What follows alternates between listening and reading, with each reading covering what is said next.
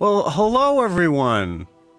Hi, welcome to It's a Long Story. A place where we roll dice, we tell stories, and we create magic.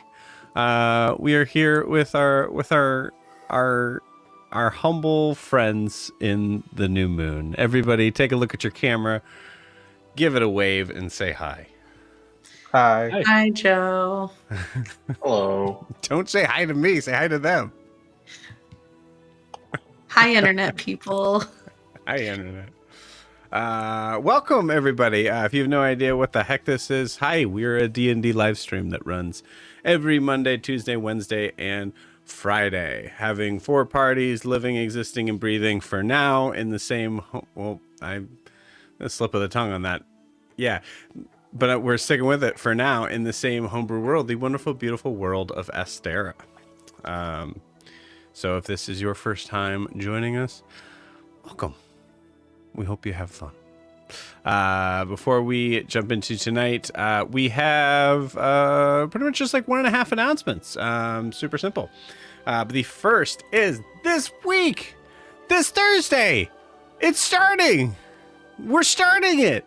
The Brass Lake campaign is officially underway starting this Thursday, October 3rd. At 8 p.m. Eastern Standard Time. So if you are a fan of the channel, of a certain campaign, of a certain person in the campaign, give it a watch. Give it a jump in. Say hi. We're super excited to be launching this. For those that don't know, we have as we've been running this game for the past 3.5. At some point, it's going to hit 4, and I can't remember when. Years. We have 4 parties that are existing in the same world at roughly the same time. There are some timey-wimey sort of things where some people go and, jump into the Shadowfell for a little bit. Some people that are currently in the Feywild. Some people that exist in different timelines. So there's a lot of fun stuff that kind of revolves all around that. But the general sort of idea is that this is all happening at the same time. So including a 5th campaign in that is because I'm fucking crazy and decided that I'm going to be adding another piece to the realm of the world that we had to change the name of for this, as we are extending it out to the land of Abravar. So what is Abravar? Abravar is our official leaning into the steampunk style campaign. So we got guns, we got trains, we got robots, we got fountains of youth, we got Western motifs, we got horseback riding. Sand shark rodeos apparently are a thing that I really need to be doing.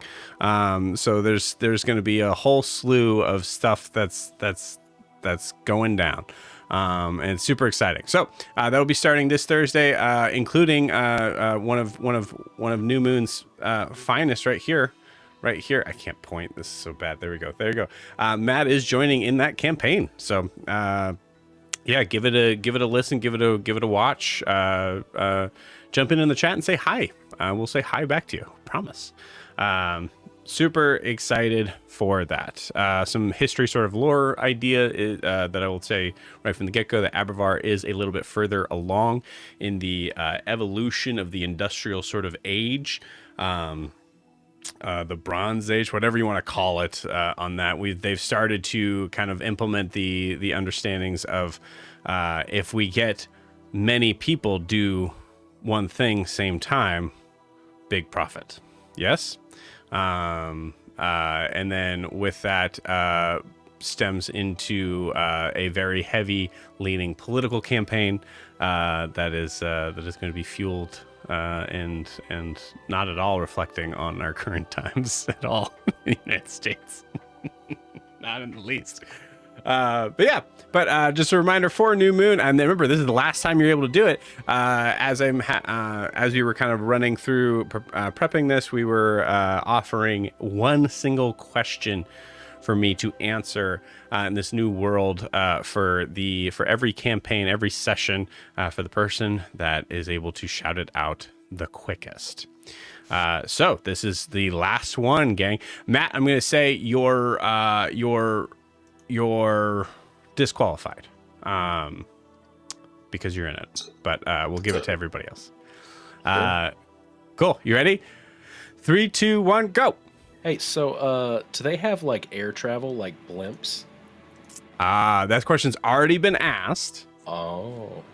And the answer is no overall. So I will allow another question for that. 3, 2, 1, go. Are we opening on the train? Is that going to be? Are we opening on the train?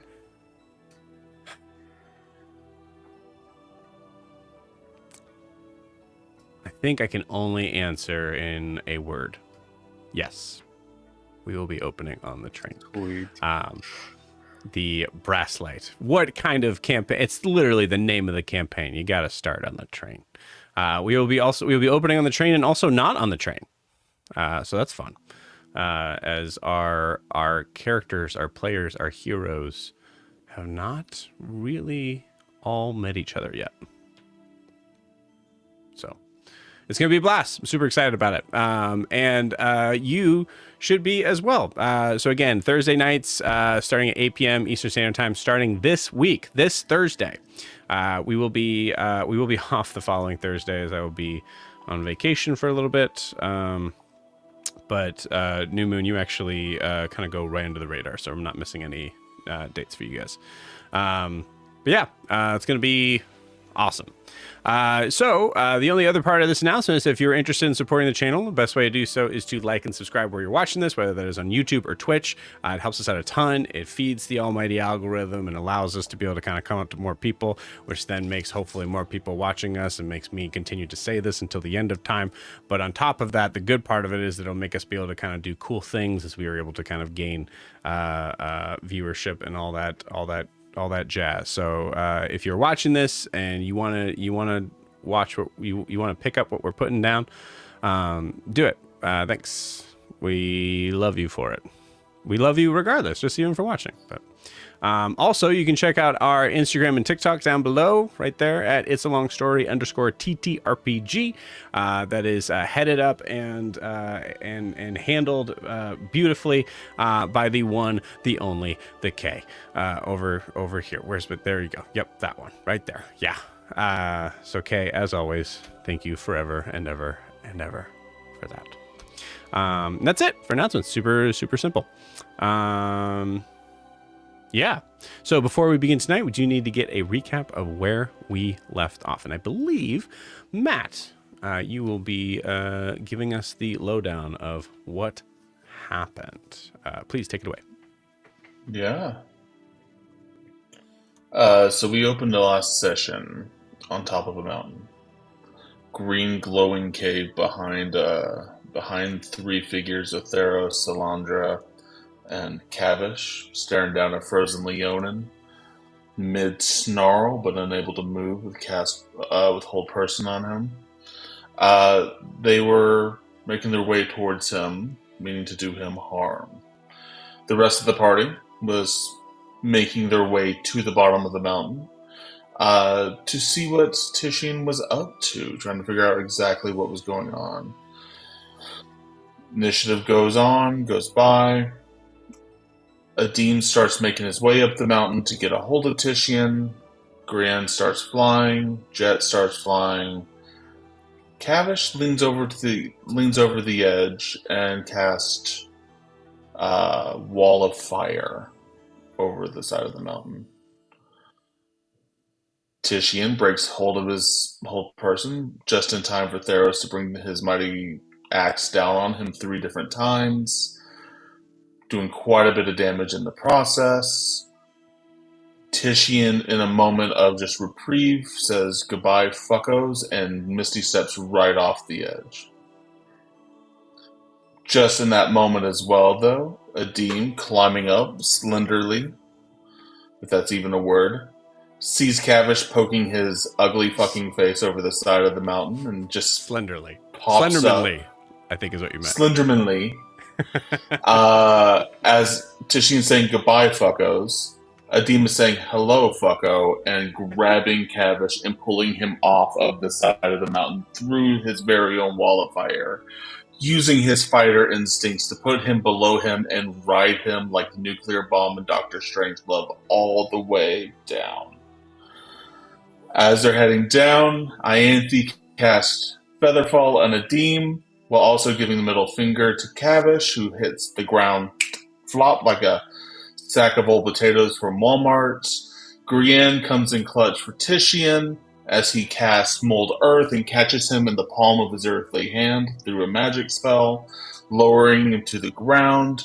Jet is being Jet, Prisha's being Prisha, Ianthe's with the child. Kavish now on the ground has to deal with Adim and Titian as he's separated from his evil allies. Both of them somehow, well, Adim does a couple of hits. Titian straight up misses because he's in a very bad daze.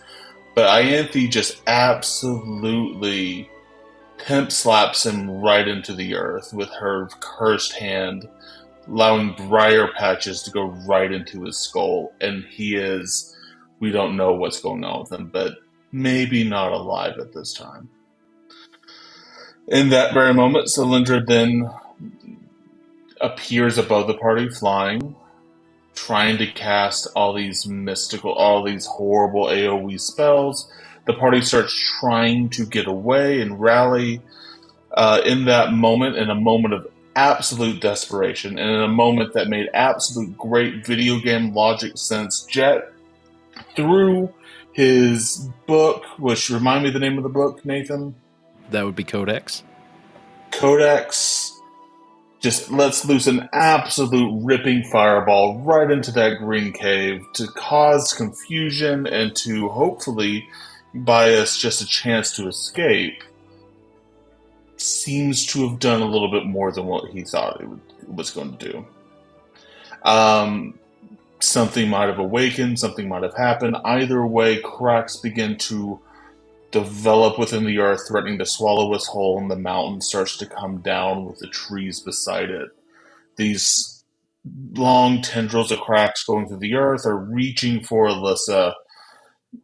After realizing that, and the party trying to navigate these cracks forming in the ground, just like the boss fight Bed of Chaos in the original Dark Souls, Ianthe pulls Alyssa to her, and Dimension Door is 500 feet away, and that stops the chaos in just that moment. But as Grienne is starting to move away, and as the party starts moving towards the west themselves, behind them is just the eruption of a chorus of cries and wails as the whole mountaintop community known as the family was coming crashing down. And in New Moon's wake lies another community that is absolutely devastated. That's where we find our adventurers now, walking away from the chaos that they've had a hand in creating.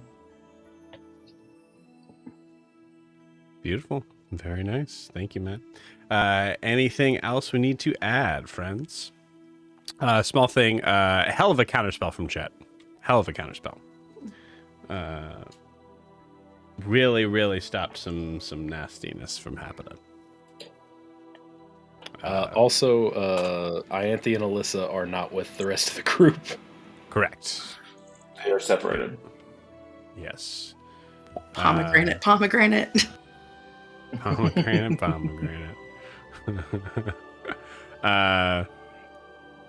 Yeah. Well,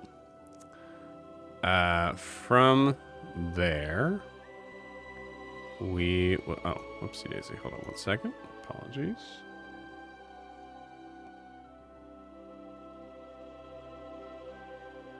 There we go.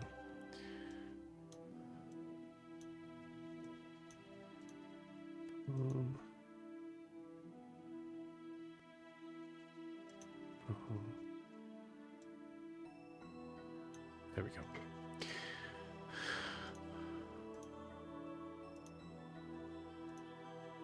Okay.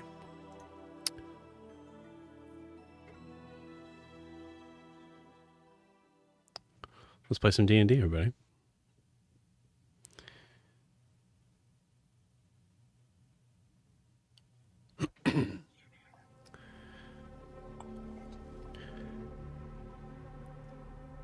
hearing the sounds of the devastation, the screams all around.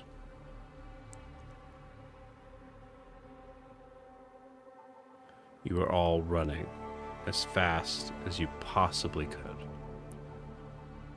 Moving in through the brush, it is in the darkness of night, having branches cutting you, arms, face, running past the point of catching breath and just recognizing I just need to keep moving forward. Hearts pumping. Almost a feeling of battery acid at this point as it is coursing through everyone's hands and feet. Every so often there is a blast of energy.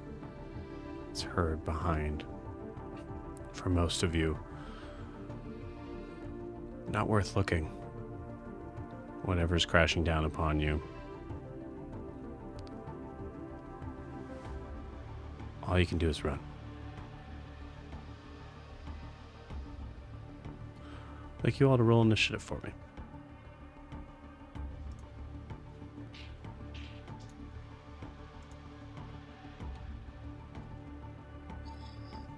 Dirty 20. Okay, I'll grab it here in a minute. Would you rather be in Discord or?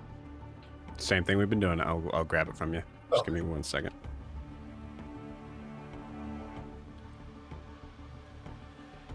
What's your dex, Jack? 17. Okay.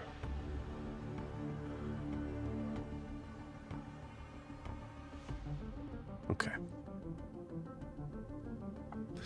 Adim, dirty 20 you said? Yes, sir. Beautiful. Green, It's a 8. Prisha,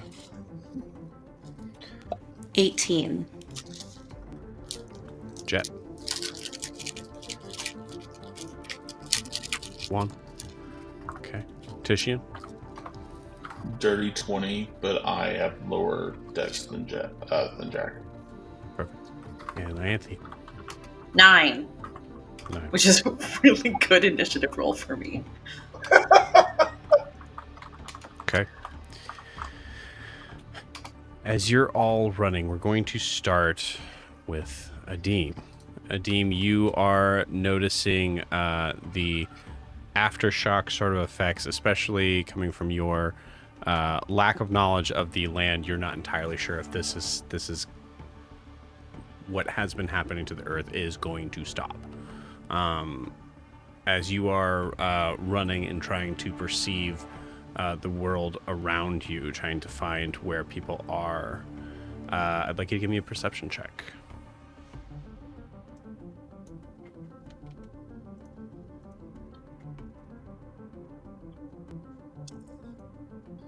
11.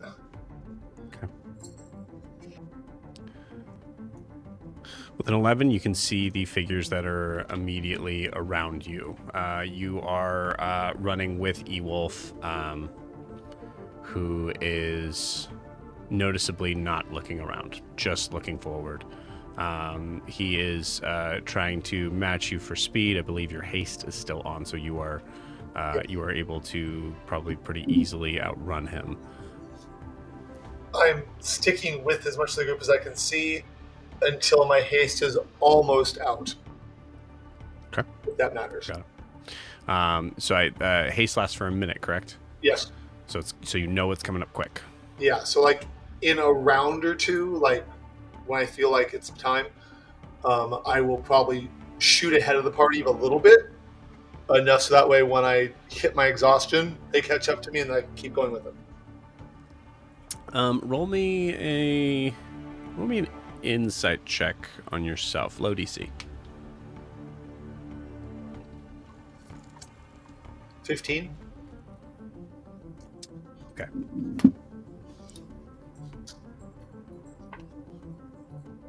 You got 2 rounds. Okay, so in one more round, just so you know, but in one more round, I'd probably shoot ahead a little bit. Got it. Okay. Adim, give me a dexterity saving throw. Actually, sorry. Hold on. Okay. Let's put some dice into this. Yeah, Adim, give me a dexterity saving throw. Okay. First roll was an 8, but I do have haste, so I get advantage, right? Mm-hmm. Yes. That one's a 15. I like that one better. Cool. With a 15, I'll say that is just enough. So as you start to hear the cracking of a tree, you do happen to look up just to be able to see a small tree about, or I say thin tree, no wider than I'd say maybe like 1.5 to 2 feet wide, is falling down in front of where you're about to go, forcing you to kind of stop. As you stop, Ewolf looks back a little bit, but then completely just doesn't stop moving and starts to run ahead. It's just enough to be able to kind of like notice that you're safe. But that thwarts you a little bit, and then you're able to kind of make up that time with your haste. So good job. Okay, thanks. All right, Titian. Mm-hmm. As you are taking off, running, if I recall correctly, you were at about a spot that was about midway with the group, with Adim and Ewolf being the ones that are kind of a little bit more trailing behind. As you are running, do you also have haste activated right now? No. Okay. So as you are running, I'd like you to give me a perception check. Okay, that is a natural 15 for 24. 24. Cool. With a 24,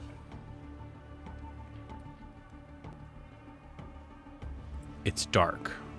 The movement of how fast you are running is only really enough to be able to focus on the bushes that are in front of you and are basically anything in your way.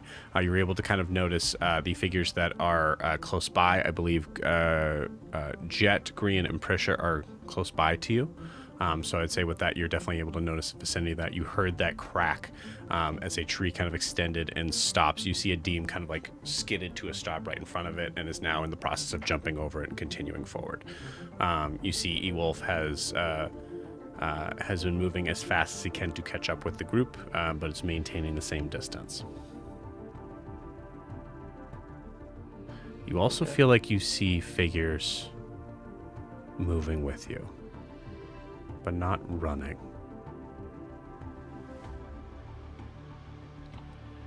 What do the figures look like? Or am I able to make out any details of them? It's like there's shadows that are darting from tree to tree. There's no... as if they're stopping behind the tree and then running forward. Seemingly easily keeping pace with you. You make no discernible sort of understanding of what they look like, except that they look fairly humanoid. And Titian, you're not entirely sure, given many recent events, if they're real. I want to pop a divine sense as I run. Okay. So in 60 feet, I will... As I'm running, I want to pop it just to make sure I'm gathering more information about my surroundings. So I would know if they're undead, fey, or celestial. Okay. If they're within 60 feet of us.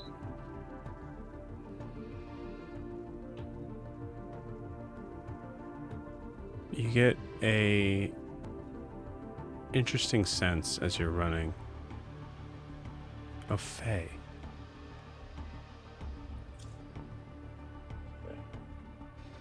Good sense of fey. Okay.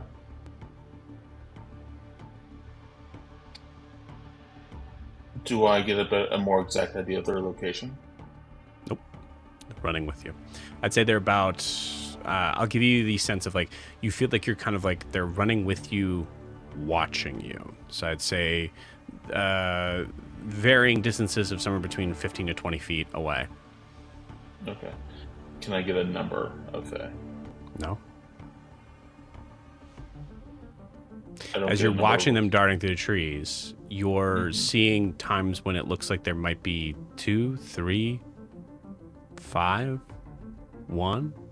The way that they're moving, or it is moving, it's stopping suddenly to the point that you're not entirely sure if it's moved to the next tree or stopped where it was while you're running for your life. Oh, I mean, my divine sense would tell me how many there are within the 60 feet radius.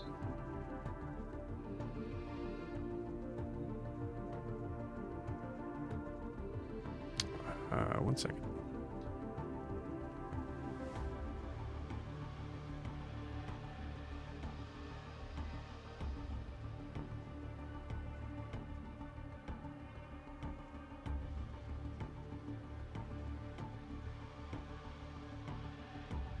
That is Like, I not would know- behind total cover. So I would say that number still stands. You're not entirely sure.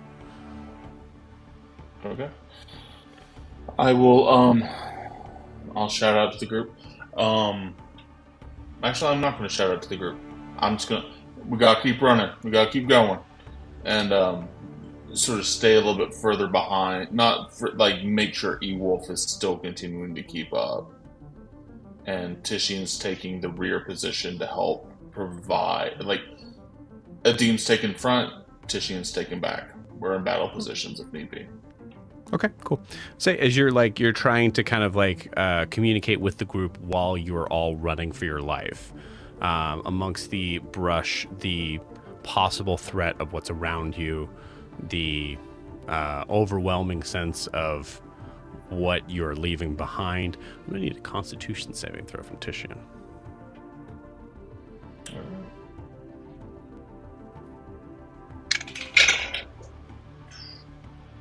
That'll be a 13. 13. Cool. With a 13, Tishian, as you are trying to lean between a shout and and just trying your best to kind of find a way to be able to communicate just the distance of the people around you, you find your breath catching in your lungs slightly as you are coughing and sputtering. I'm going to say your speed is reduced by 10. That's Okay. So I'm able to travel 25 feet now, then. okay. Okay.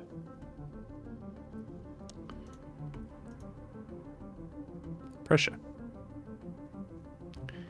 You are holding on to, I assume you're still holding on to Grian's chest as you are an undead squirrel. I have moved to Grian's head. I am no I love longer that- I love that gripping at his answer. chest hair. I love that answer. Like, that's the ridiculous thing. Like, excuse That's me, TM. obviously I have moved to the ridiculous. head.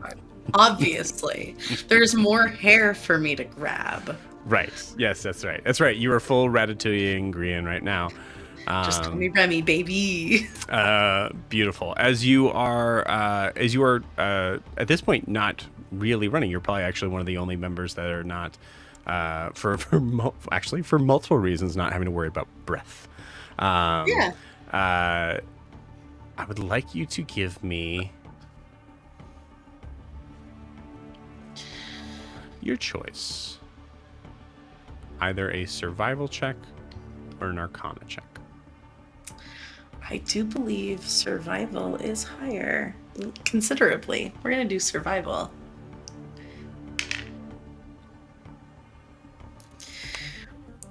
Ten. I rolled a 3 on the die, bro.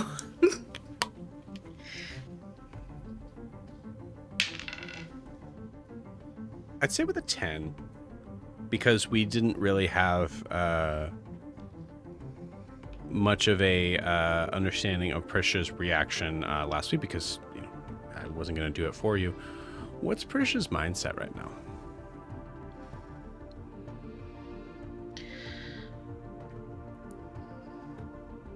The funny answer is squeak, squeakity, squeak. But the serious answer is that she is kind of there's a little bit of panic rising in her system because she doesn't exactly know where Alyssa is. And as far as, the decimation of the family, I genuinely don't think Prisha. I genuinely don't really think she cares. I mean, I think she cares, but I don't think that she had any attachment to these people. And they tried to kill her friends. Mm-hmm. So I For clarification, think I think like one thing that just to be 100% clear on like the understanding of the gravity of this. This could be the death of hundreds, of which not hundreds has necessarily attacked Prisha or been trying to kill Prisha. So in my understanding, what you're saying is Prisha's not thinking about that. It's Prisha's thinking about the people that were involved and saying, yes. I don't care about them. Yes. I think that is accurate. Cool. That makes sense. All right. Well, say, hold on to your saving throw. Ianthe.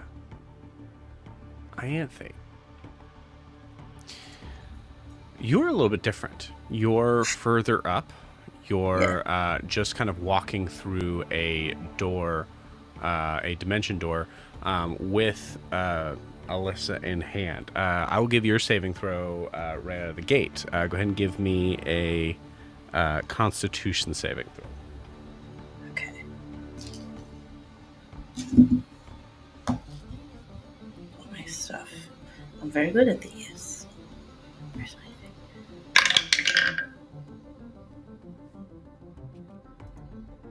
thing? I think it's a 12.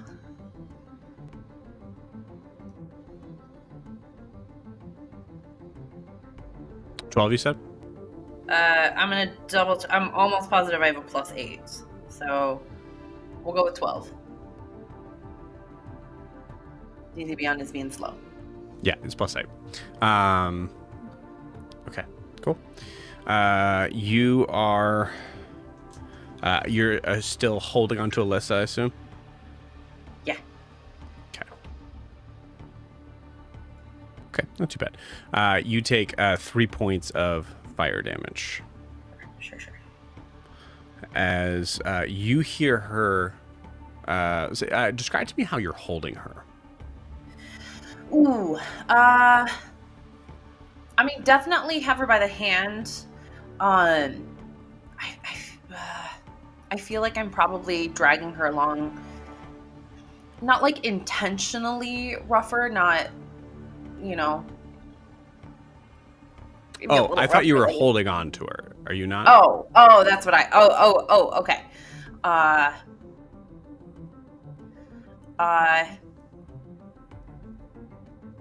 Okay. I'm picturing a 6-year-old. Yeah, I feel like maybe she's like trying to get out of my arms, and I'm like, no, we have to keep moving. Like, I need to get you through this door. And then, like, as soon as we're through, I probably let go a little bit. Okay. Before you decide on that,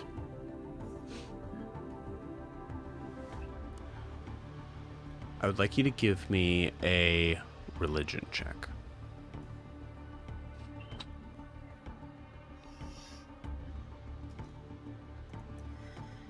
I did so well in my warm-up rolls, and now I'm doing bad.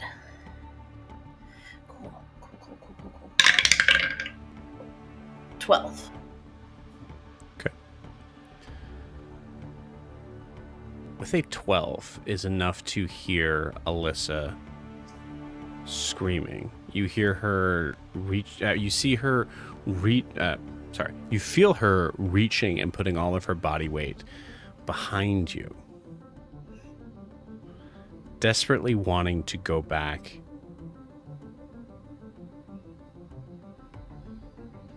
And at first, it sounds like no, And then you start to hear words, phrases, sounds strung together of a language that you don't recognize. And it is not Alyssa's voice.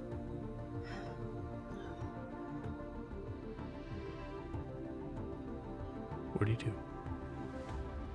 I'm gonna kneel down and try to like look her in the eyes, like grab her by the shoulders. I'll take the damage if I have to. And try to look her in the eyes and say, "Hey, Alyssa, do you remember what I just said about we protect our people? We are there for our people. I am your people. I need you to protect me, and I need you to focus, and I need you to come back. The person you are right now, tell him to leave. Because I need you here."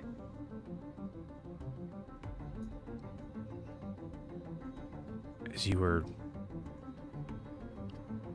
yelling, trying to make a connection with this child who is clearly not. She is not Alyssa right now.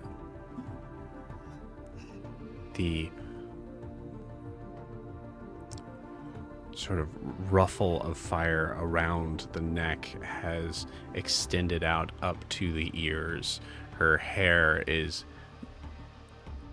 so alight with fire that you don't see any of the brunette sort of qualities of it. In her face, there's something about her face in a way of looking at a distorted photograph of a figure that you are familiar with. That the lines don't look right. Where the nose is a little bit off. There's nothing particularly wrong. But it's like there's a different face coming out of Alyssa's face. I'd like you to give me a persuasion check.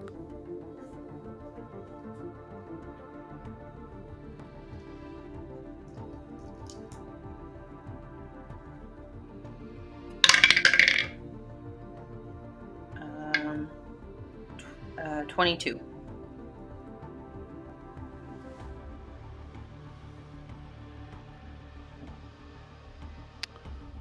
So 22, you against it. Okay. So 22.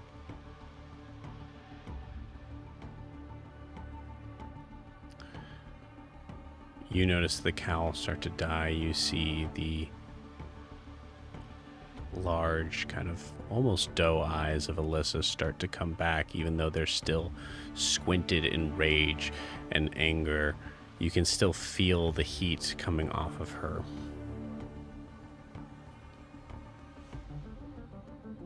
She's down to a 2.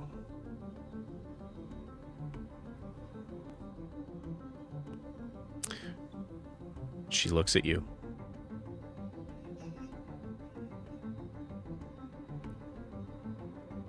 We need to keep going. Yeah.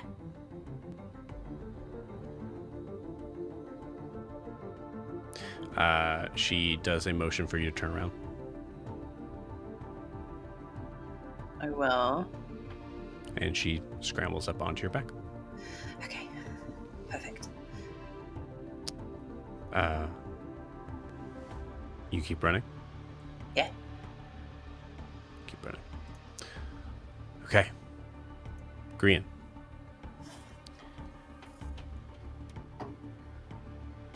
Are you flying or walking at this point? If the cracks in the ground are gone, he's probably taken to the floor. Okay.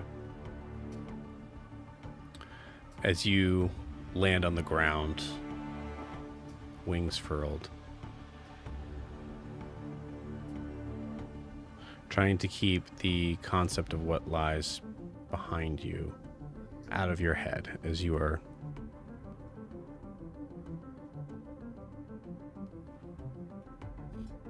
looking around, watching, trying to make sure that everyone is safe and everyone is alive. Because that's what you can do. You can keep people alive. I think instinctively, as you turn your head to look around at everyone, you actually feel a massive pull on your hair on the right as Prisha is reminding you of what's up ahead as you narrowly miss a low-hanging branch.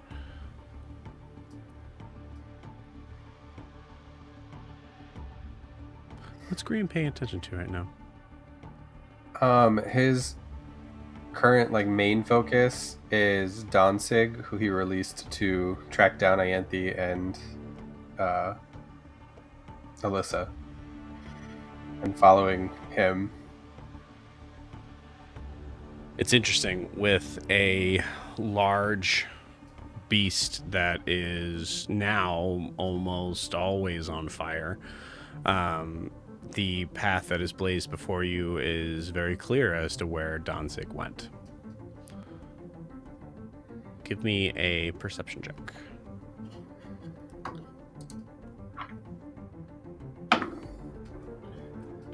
It's going to be a 7.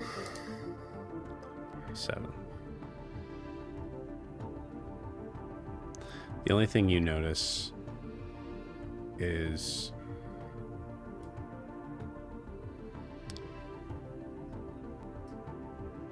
the path becomes a little clearer up ahead, but you also see Danzig leaping and moving up vertically somewhere.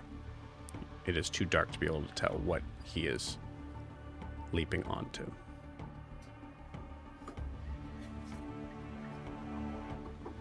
I think part of his attention is split between following Danzig and making sure everyone else is still behind him, because technically in the order he's first, and he's just running, taking maybe a quick glance, but that's about it. Okay.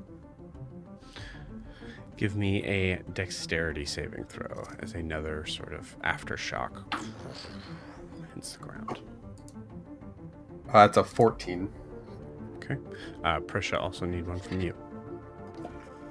One more time, what do you need? Dexterity saving throw. Oh gosh, okay. +2. Lucky you. 13. Okay. Prisha, with a 13, you are launched off of Grian. You are not going to take any damage, but you are touching the ground. Great. I'm gonna start running to keep up with everybody. I'm going to put some heavier sort of part on you. I need you to also give me a wisdom saving throw. I know. Not bad, not bad, not bad. Okay, wisdom save. 18. Okay.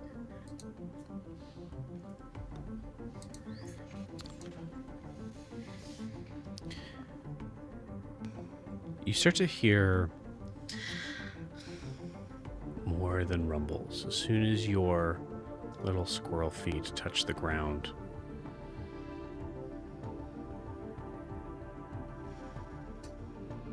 you hear a voice.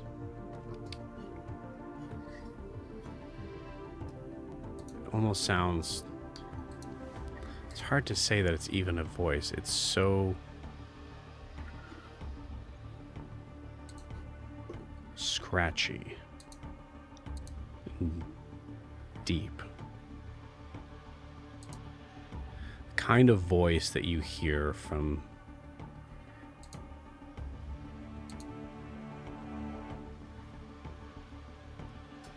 what you would imagine to be a god.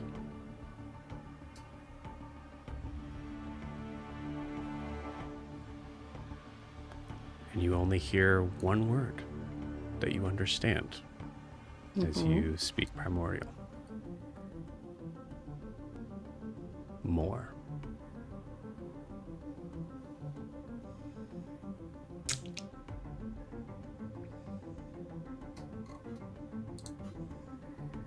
Cool. Do you do anything with this information?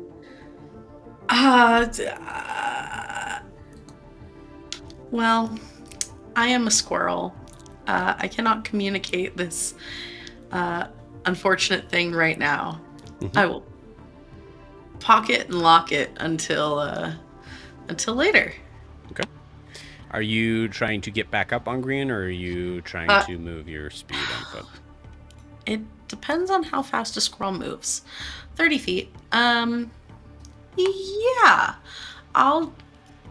Recognizing, just run. for the record, Prisha, that the more you're on the ground, the more you're going to hear this. Yeah, I'll stay on the ground for now. I want to know if there's anything else I can hear. Okay. Not mad about that. Beautiful. Like it. And Jet. Jet, are you flying or are you walking? I am flying for however many turns that Adim has haste still. Because Beautiful. we So we'll say did 2 the more same rounds. turn. Yep. Yeah. Okay. Jet, as you are flying,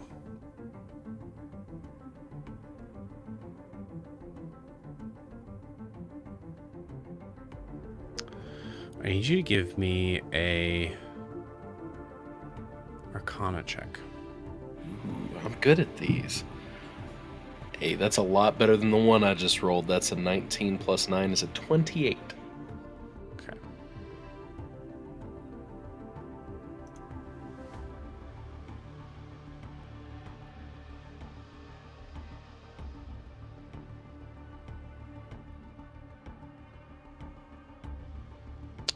For the moment, right now,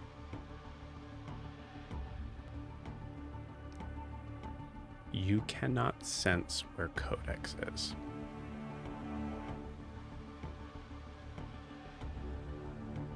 And that is very strange. Did the hand disappear? Yes. Okay. Oh god. And for everybody else, putting things in perspective,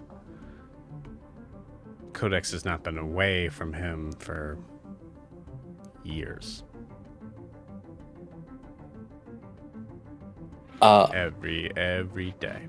I am going to make a wisdom saving throw. Okay. To decide if Jet has a panic attack and falls to the ground. I like it.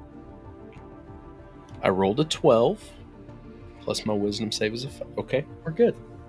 He does not freak out. Jet's main focus right now is whoever is last in the group. He wants to be hovering like 10 feet off the ground close to them. In case they fall down or fall behind, he's going to try to vortex warp them to the rest of the group. That's his goal, is to get everybody out. You got it. He'll think about that later. Yeah. As you are collecting yourself, trying to kind of throw it away, recognizing that if it's not worth thinking about right now. Looking at the figures below you, at first you see Ewolf would be struggling to catch up, and then it's Adim with the now dead tree that slammed down before him, but you see him kind of running over it. Everybody seems to be keeping pace at the moment right now. All right, you rolled that saving throw for me, so I like it. Okay, we are now back to the top of the order. Adim. Okay, assuming he does not hear the same voice that Prisha does, because I'm assuming that's her armor.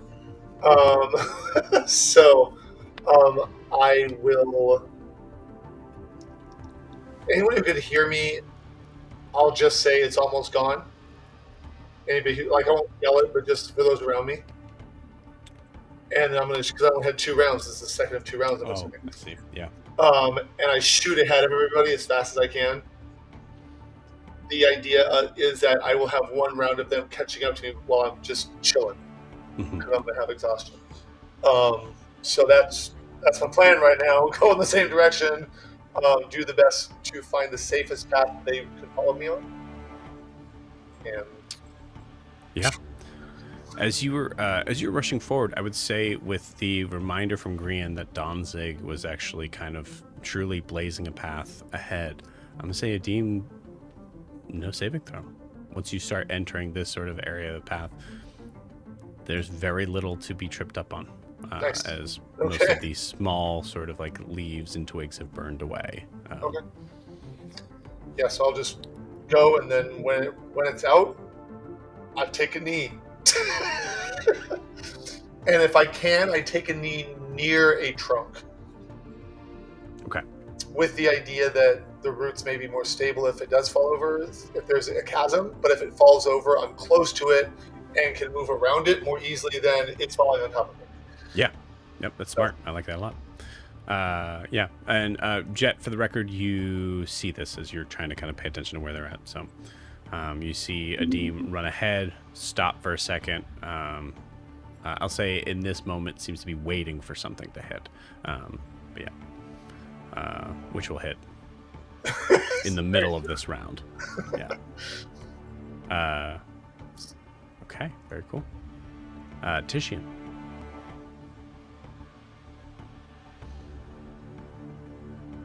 I'm still running.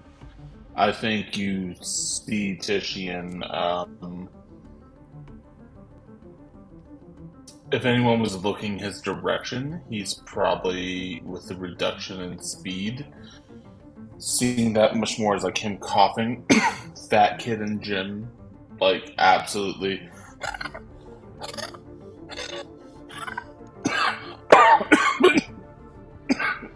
Like he's just like I'm just absolutely like running, trying to keep up, while at the same time keeping an eye on folks, because even though I'm tired, I'm ready to fight these Fae. That, like, if there's a fight coming, there's a fight coming.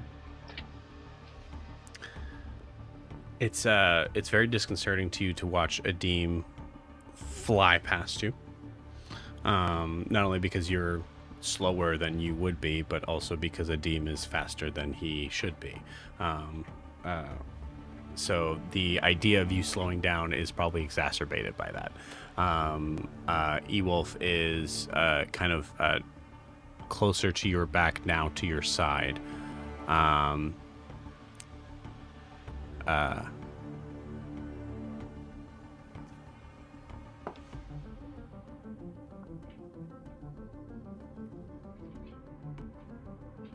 Now just about maybe 10 feet or so ahead of you, and keeping pace. Okay. Anything else you want to do on your turn, Tish? And anything you're curious about? I want to keep an eye out for those Fae creatures, and just try to keep an idea as to, as I just said, are they gearing up to attack us? Are they, what is happening in that realm? But I don't see the reason to. The party's running. Letting them know right now, in Tishian's mind, is a distraction, because we're already doing the action that we need to do. We're running away. Mm-hmm. Like, that would just take away. That would cause them to start looking around when they just need to be looking ahead. That's what's going through Tishian's mind. Okay.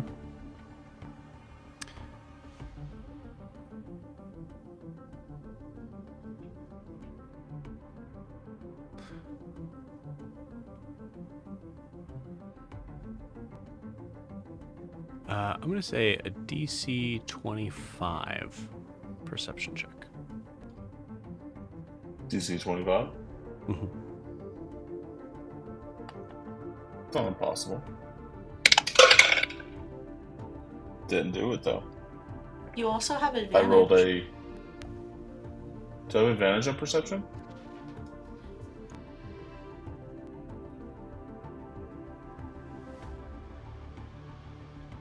Prisha, why does he have advantage? Oh, sorry. I thought I unmuted. I was going to say, don't you have an inspiration from recap? Oh, that's Oh, that's I different than do. advantage. Oh, sorry. Yeah. Yeah. I would say Yeah, this I is have low inspiration. stakes, honestly.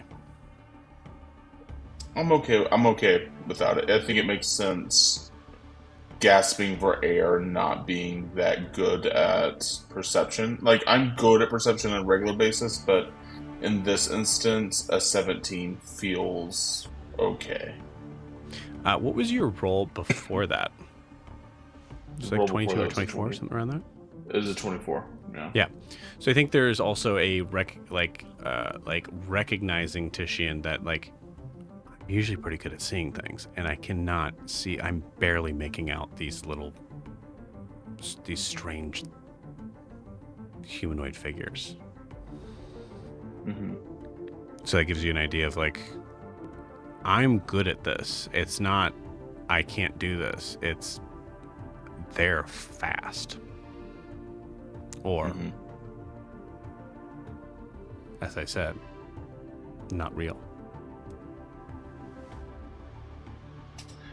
That's why I popped the Divine Sense Mm-hmm. the first round, was to sort of get a feeling for if they are or not real, right? Like, I wanted to use that Paladin trait to, like, help me stay steeped in the world. Okay. So he's feeling like, in character, I'm feeling like they are real. Okay.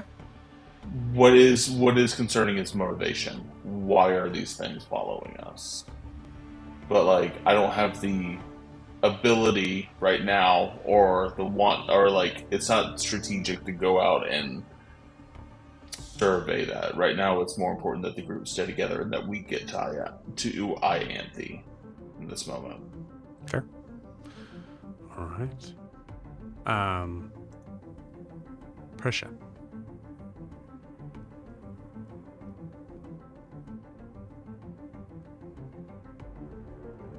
Yes. Give me a perception check with advantage. Okay. God.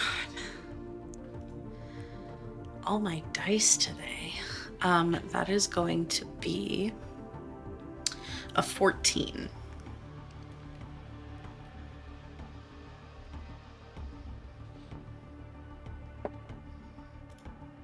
That's exactly what I rolled.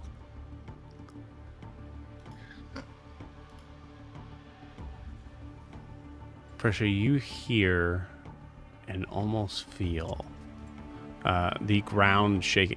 Being a quadrupedal creature for now, you're having more contact with the ground, more constant contact.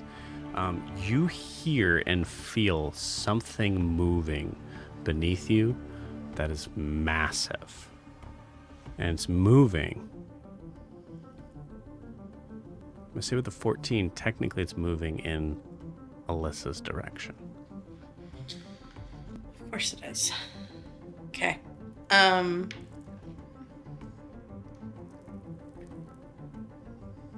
I keeping pace with everybody? A squirrel can move, I believe, 30 feet a turn.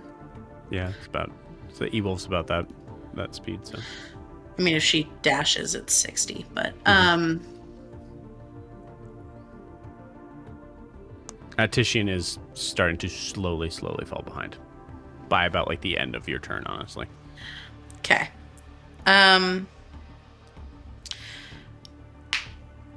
Based on what I know of the group, who would I have observed has the quickest speed? Like, in general. Not right In now, general. but like like as I've been traveling with these folks, who has just like the briskest walking speed? I mean, as far as you're a spellcaster, so you'd be aware of like the effects of what haste does. So it's a little tricky right now because we have Titian, who has casted haste on himself before, but is moving slower than his average speed right now. We also have Deem, who actually is now just jetting right past you, but you saw him then go and sit down or crouch kind of like near a tree.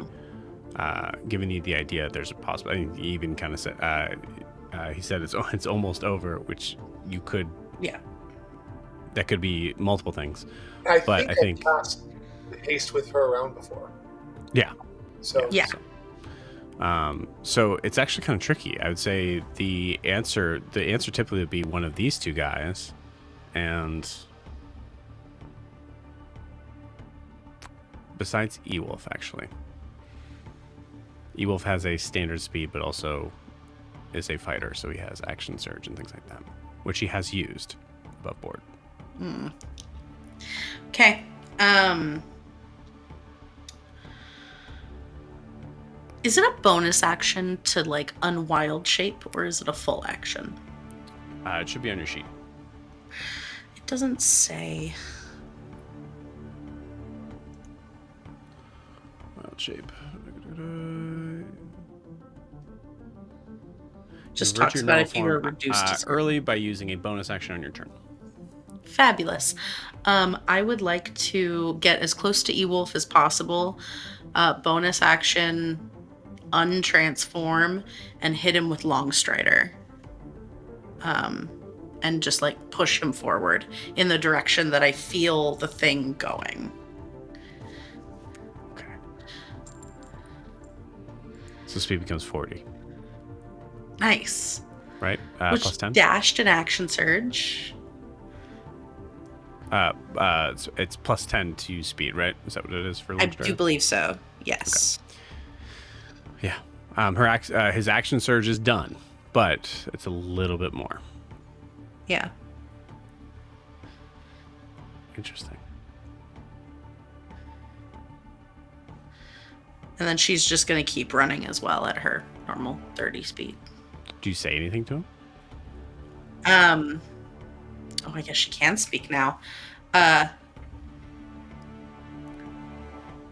mean, yes, something's heading for Alyssa. Go.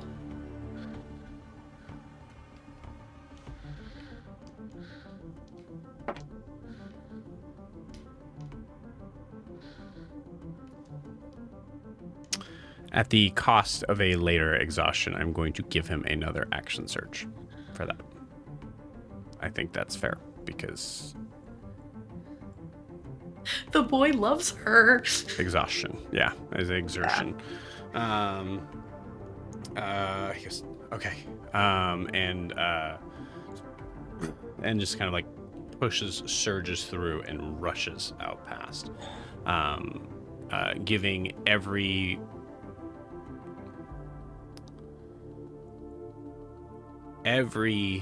bit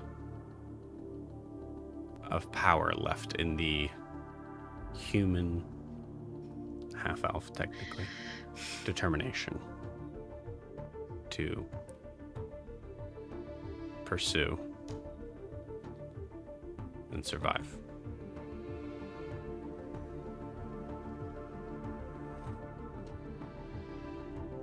Okay. Yeah, that's, I think, what Prisha will do for her turn, and just follow as closely as she can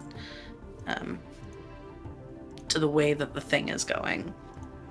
Okay.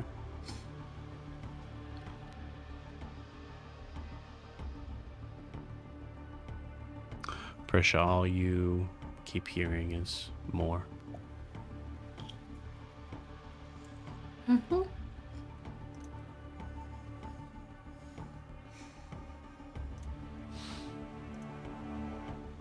Okay. Ianthe. I'm then laid down with a small child on my back.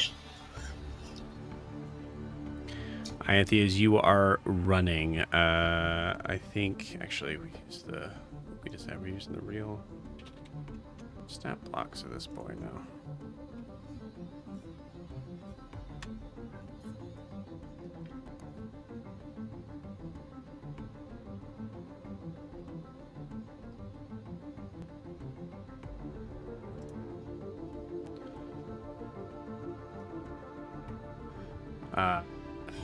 Okay, as it's loading, I'm the DM. You hear the sounds of as you look behind you and you see a massive 3-headed dog heading your way, about to catch up to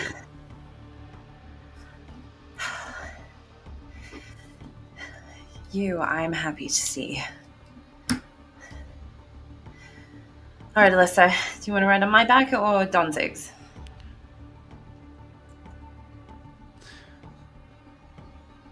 As you say that,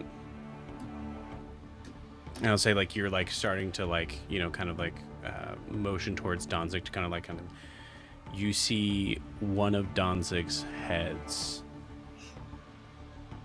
the one that has true sight, kind of straightens up.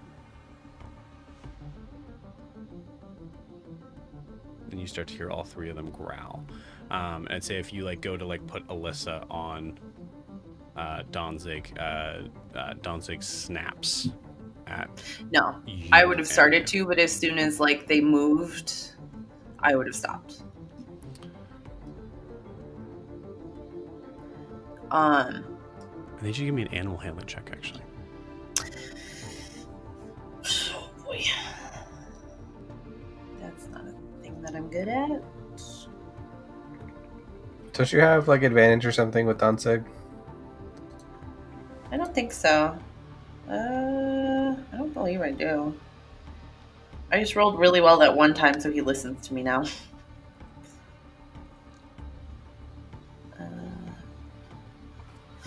Okay. Okay. 17. Okay, that's good. Danzig senses something. Yeah. And as all 3 of the heads look at you in their multiple sort of personalities.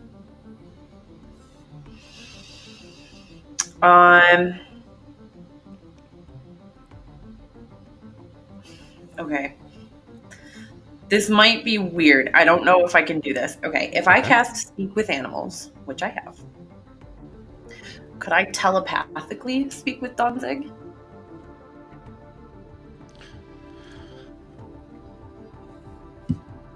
I mean, besides the technicality that Danzig is a monstrosity, Oh. yeah, I don't think that's going to be a problem with this. Yeah, you can do it. Cool. I cast Speak with Animals.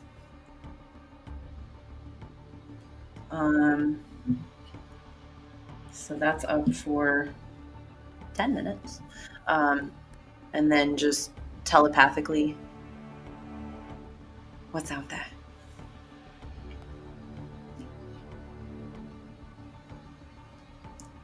Something underground. Run. Run. And you see Danzig turn around and head back. Come on. And I read. Okay. I think give me a perception check as you look in the direction of where Danzig is heading. Okay. Okay. I'll have to do that on my next turn.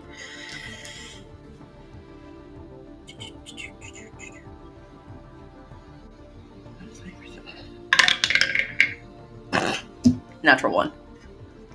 Yeah. There's nothing but a flaming creature running in the opposite direction from the flaming path that it has made. You as Ianthe do not see another figure heading towards you on the path, which is Ewolf.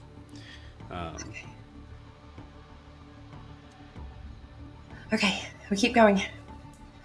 Hold on. And I run.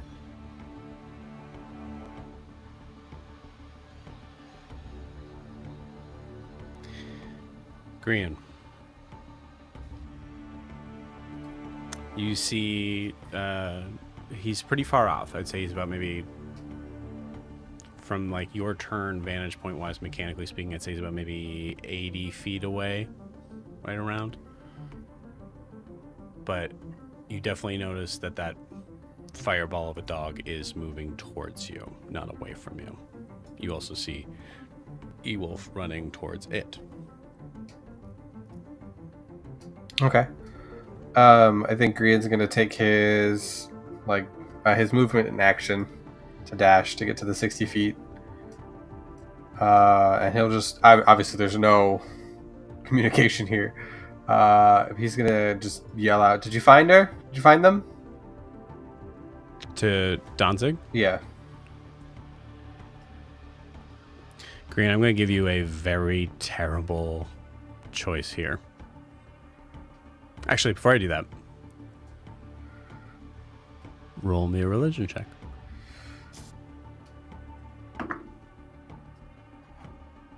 My religion checks are always shit. It is a 5.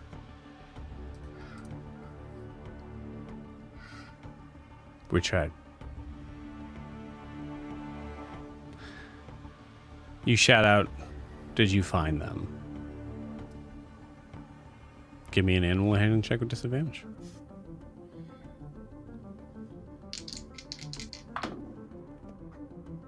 Oh, that would have been so good. Damn. It's a 7 7. versus a dirty 20. Damn you. You are unable to determine anything with that. Oh, I don't think that veers his course to anything. He's just still headed that way. Okay. Jet, it's your turn. Okay, so I'm ahead of Titian now, right? He's fallen behind.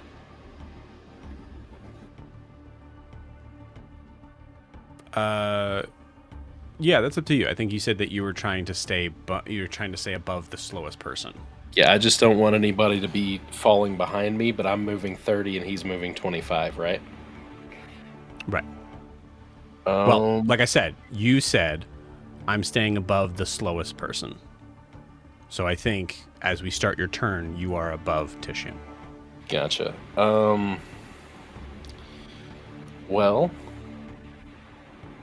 can I see Danzig and all them way off in the distance? How far are they from us?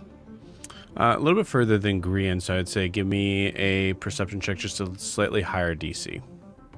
Okie dokie. That's a 13 plus 1 is 14. Just below. You see a massive fireball. You're not entirely sure if it's moving away from you or towards you. Okay, so 50-50, that's either the dog or that's Alyssa. How far away is that, you said? I'd say for you, probably closer to maybe 100, 120 feet, somewhere between there. Awesome. This is the turn where I have to land, and that's unfortunate. But I can put somebody else up there. So, I'm going to look at Titian, and I'm going to fly down and land next to him and start running. And I'm going to put my hand on him and say, "They need you." And I'm going to Vortex Warp him with my last 3rd level spot, 120 feet towards the fire.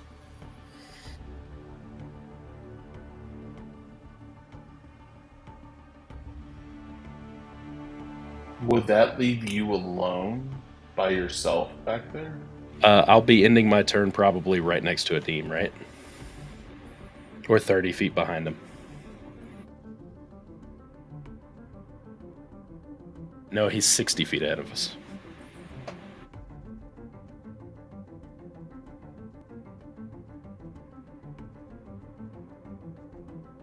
If I was calculating right, by the end of your turn, I'll be one of your movement rounds ahead of you, so it should take you 1 round to get to me, so that way I've had my rest and I can keep running with you. assuming I've done my calculations right, but I think when I rolled relatively high. So we'll see. I mean, I can catch up to you. That's not my problem. My problem's not catching up to you. It's getting everybody else up there. Okay. How far are you sending Titian? 120 feet forward. So right where Danzig is. With if there's something there 5 feet to the left or right or whatever.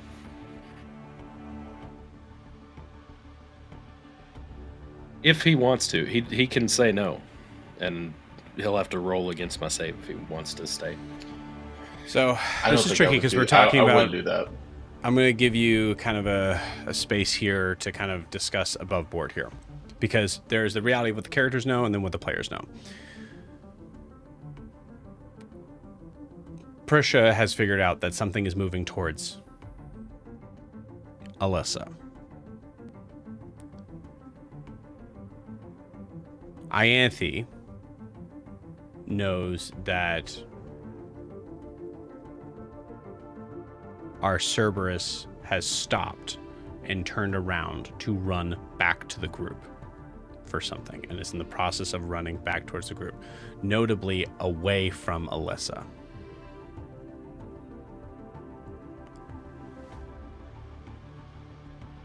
I can't outright say what's going to happen, so this becomes very difficult.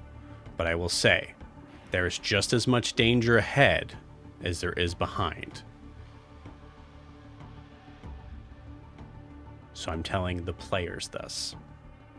Characters, I understand you're playing as characters, obviously, and I know that. But I'm you know I wouldn't break this rule if it wasn't incredibly important. So, that being said, as players, if you want to try to find an excuse for a reason why that might not happen or it might be a different direction, you certainly can. Gotcha. But if you know, and I will also say, like, Jet and Titian, if it's like, no, I want to play what our characters know, that's totally fine as well. Yeah. I'm gonna say this, and I'm just gonna say I would be in favor if I'm gonna leave this choice up to Nathan. If you want to retcon it, I think that's more beneficial than Titian weirdly trying to fight against this. I also don't want to, like, if you're using your last 3rd level spell slot on this, I don't want to disrespect that by trying to fight against it either. So, like, I will go with your call here, but yeah. It's up to you, because I kind of figure I think I know what's about to happen. So this is bad for Titian, in my opinion. So, but I mean, Jet would ask to. He would try to get you closer to them because he knows that you're the protector. But at the same time, if you don't want to go, that's perfectly fine. It's up to you. Well, I would argue, Nathan, it's up to you. Because if Titian's the benefactor of this, then you're the one that's making that character choice. Yeah. What I'm saying from, like, either like retcon and don't use your spell slot, or we can do that. That's fine. You know, yeah. We will do that. If that's the case, then Chet's gonna land next to Titian and run beside him. Let's see. Do I have anything else? I mean, I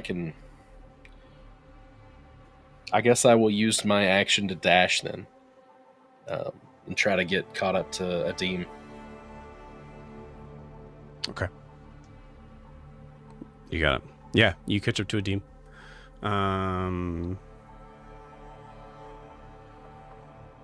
Yeah, that action that gets you to where Adim is, as you see him crouching. I'd say at this point you see the kind of like stunned condition set in.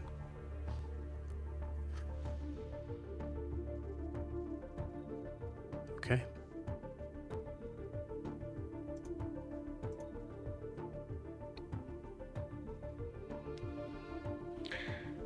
Adim, ironically, you're stunned in this condition, so there's quite literally nothing you can do.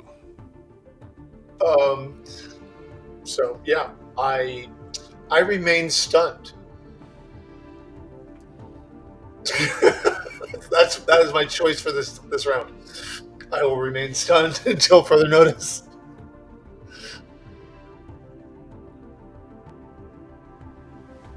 Prisha. Roll me a nature check using your wisdom modifier. Okay.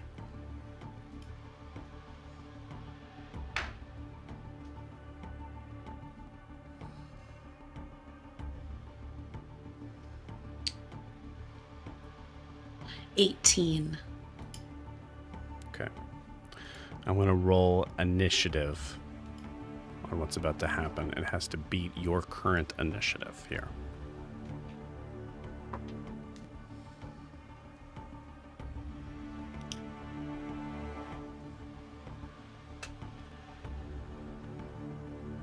Oh, that's not good.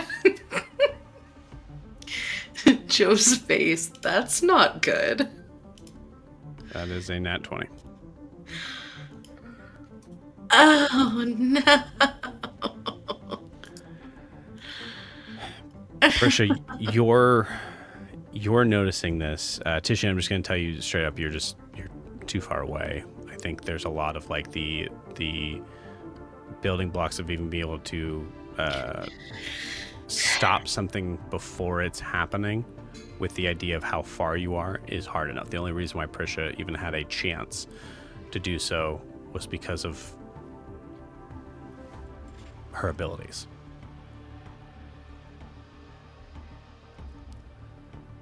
Prisha, 18 is enough to be able to understand why. And there is a saving throw. As you feel the thing extending what almost seems like, at first it feels like a train moving underneath you, like some large giant worm or something, but as you're having this moment happen in front of you, right underneath you,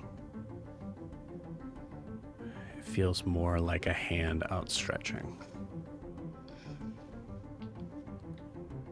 Alyssa,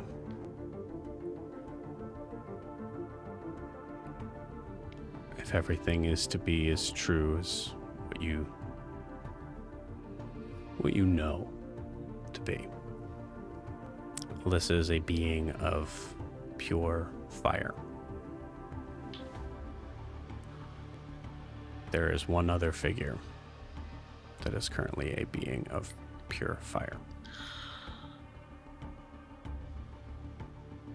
Oh, no. As the ground erupts in front of you, as Ewolf has charged forward to catch up. Fuck! Sorry.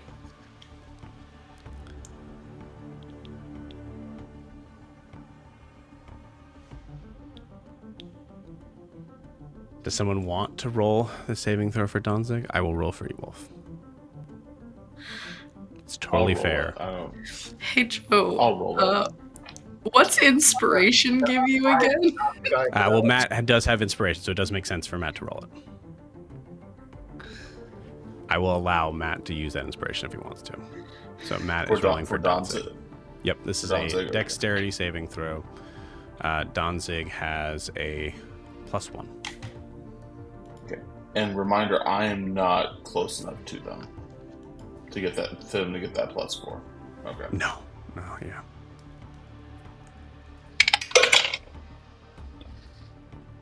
$19. Okay. I haven't rolled yet for it.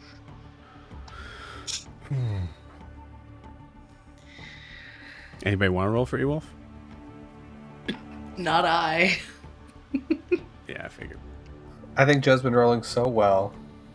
Joe's been rolling so I well, and cannot I've been believe rolling. like there's Don't never math been a well. moment where I've called the ridiculousness of a shot and then made that shot in a bad way ever.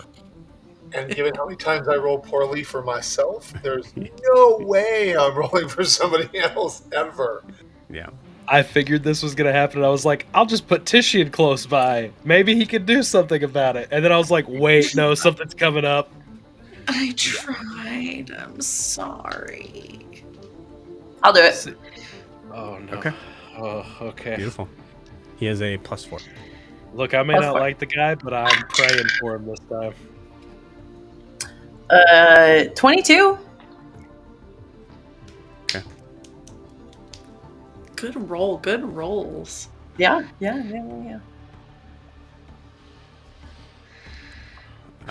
We will try our best to do this right.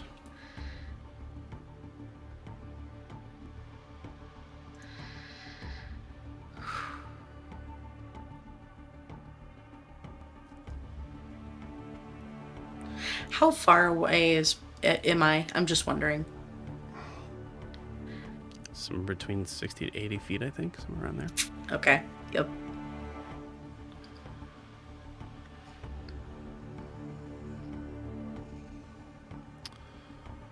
Okay.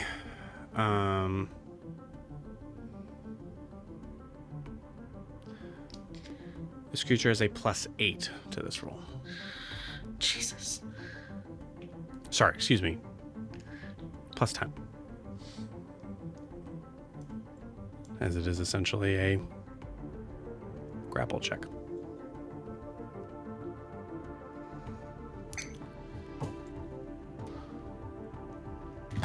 And Joe, did you say it was 60 feet, or I'm 60 feet, or 80 feet away from Prisha? You're further than Prisha. So I'd say it's somewhere between 100 to 120. Okay, that's important. Okay. Also, actually, I'm so sorry, because it is essentially a grapple check. It could also be using athletics, which is significant. So, what did you roll on your number? Whoever rolled for Cerberus? Me. It was for No, Cerberus? for yeah, for Danzig. I rolled an 18. You rolled an 18 on the die. 18 on Beautiful. the die. Okay, so that is a 25, as Danzig has a +7 to his athletics. Oh, thank you. That's good.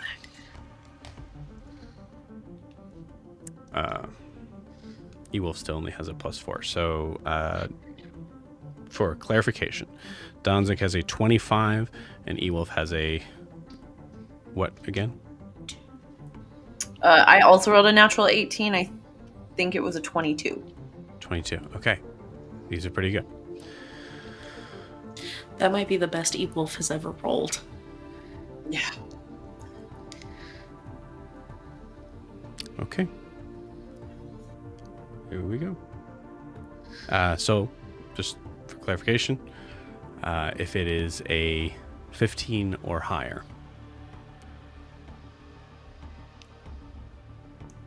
it doesn't look good.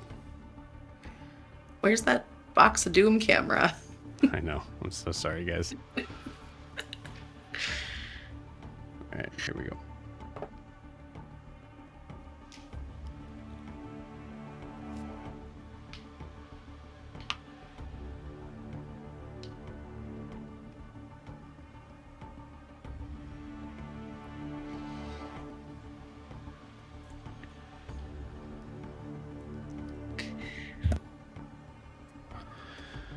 Okay.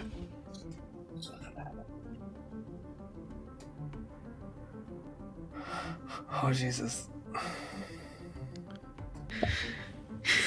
I'm like shaking over here. I'm like, what is that? The horribly familiar sound at this point of the earth cracking beneath your feet, starting from partition and going all of the way. Adim, as you are able to, I think it's only a round, but whatever. You're feeling this and unable to be able to react as we see a crack start to appear and stretch out and move faster than the eye can even catch up on. Ianthe, you hear that sound. Do you turn around?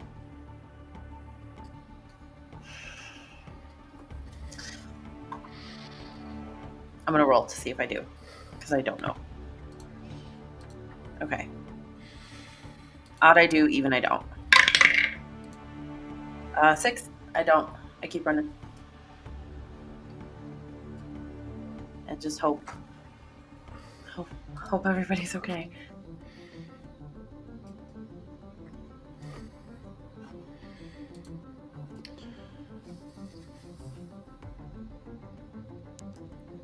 The earth breaks as something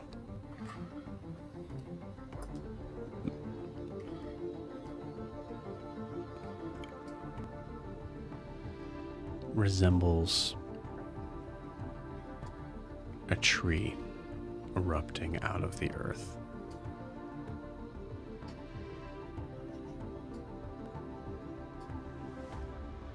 And closing in.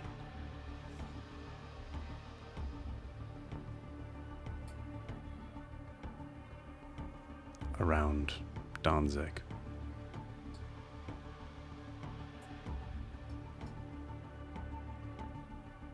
There is an immediate burst of flame.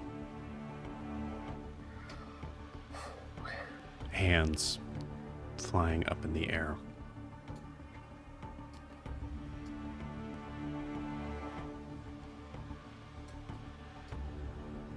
As Ewolf falls into the hole.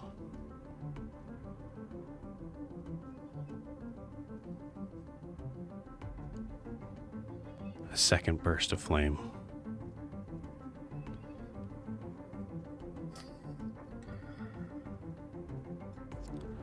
And a large, three-headed Cerberus launching himself out of that hole.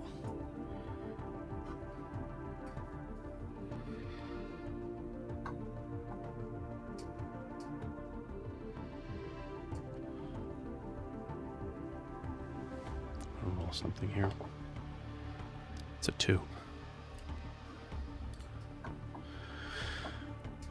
Danzig did not see Ewolf. And looking back at a creature that tried to grip him and pull him under the earth, he only knows how to do one thing. As Danzig unleashes fire from his mouth, shooting into that hole for as long as he can hold his breath.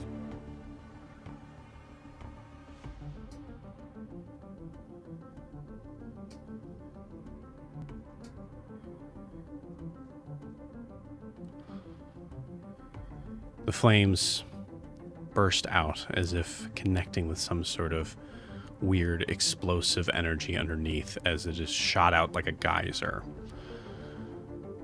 illuminating the night sky at this moment, possibly giving your position, but I don't think that really connects with anyone here, except for Ianthe, who only sees a column of fire in the sky and not what it entails for our half-elf friend.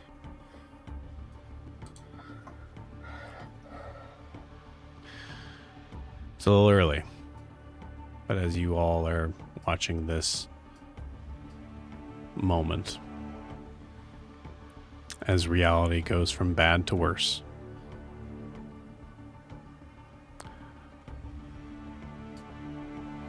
we fade to black. We're going to take our 10-minute break. See you guys in 10 minutes.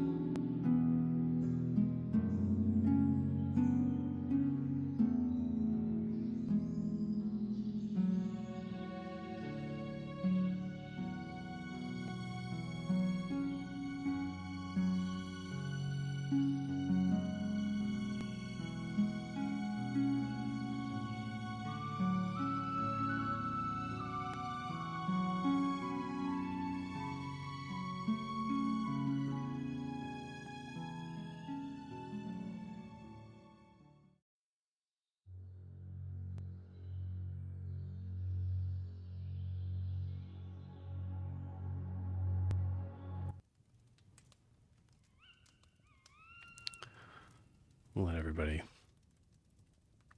clamber back in.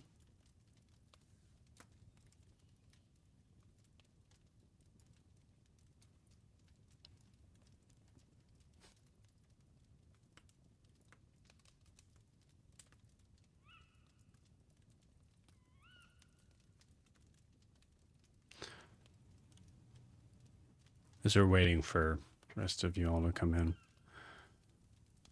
we fade out from that scene, and we're going to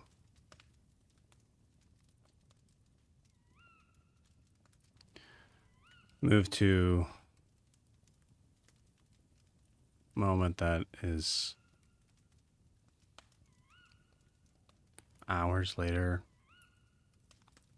minutes later. It's hard to tell. I think there's been very little talk.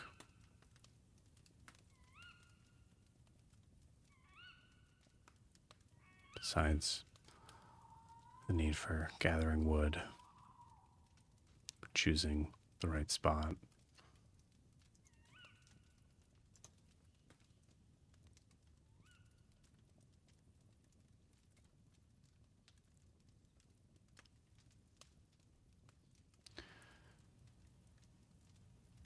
I think most of you are staring at the fire. I think Alyssa is turned away, probably asked to be alone, and was made aware very quickly by the group that that was not an option.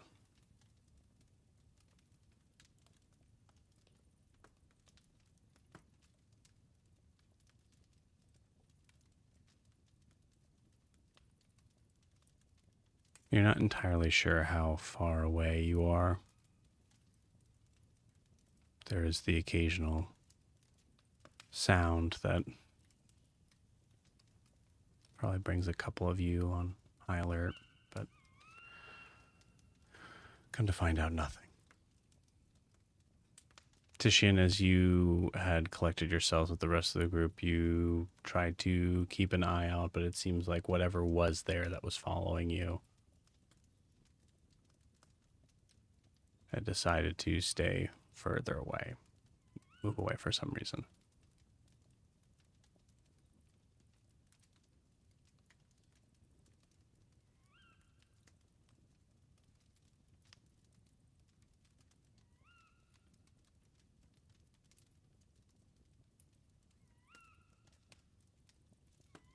I don't think I'm going to ask what's on everyone's mind. I think instead we just roleplay this out.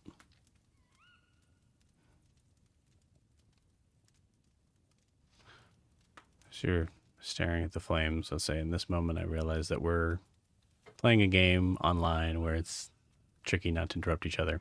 So don't worry about that. Just feel free to say whatever would be what your character would be doing or saying.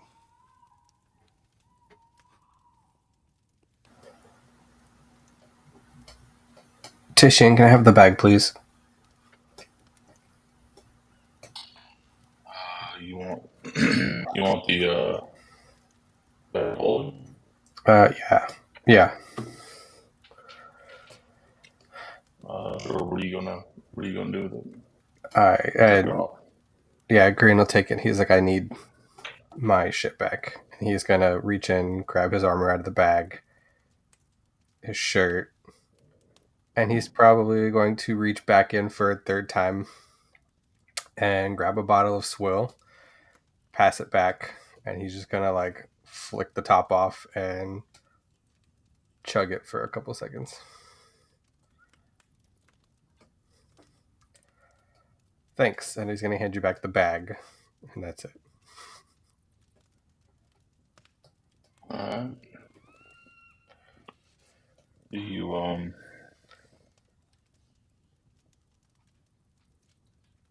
so that's what's on the docket tonight, eh?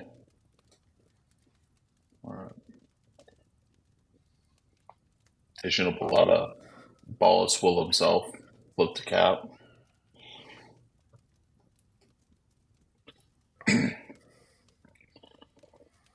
Well, This is rather fucked, isn't it? Yeah. Yeah, it is.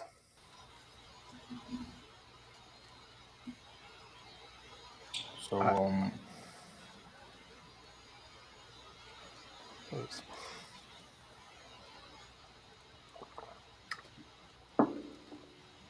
Anthony, are you here? I think she's physically there, but like not listening.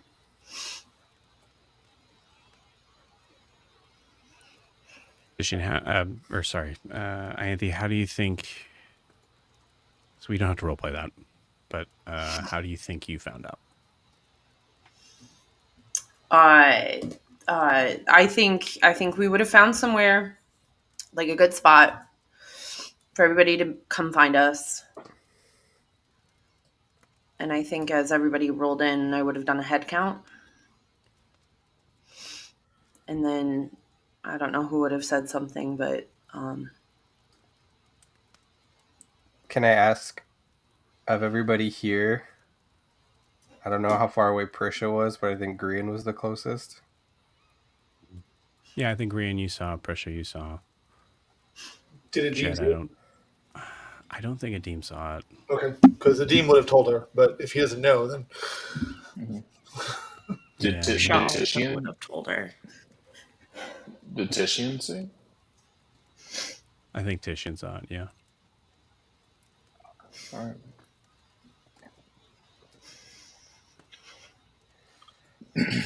I think at this point, Green would probably just hand her the bottle.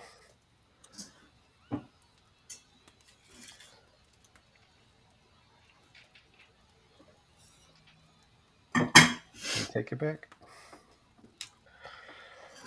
yeah.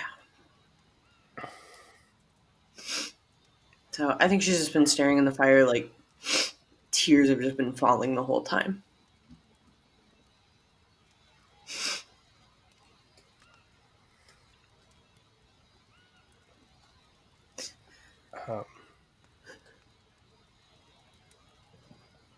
Guys, I don't know what to do from here.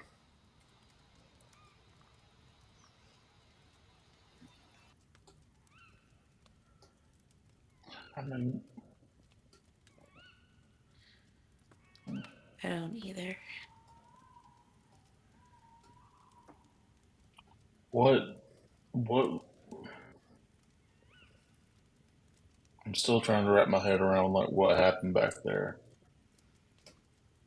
It just felt like I was going through it, and then once I fell down, everything started falling with me.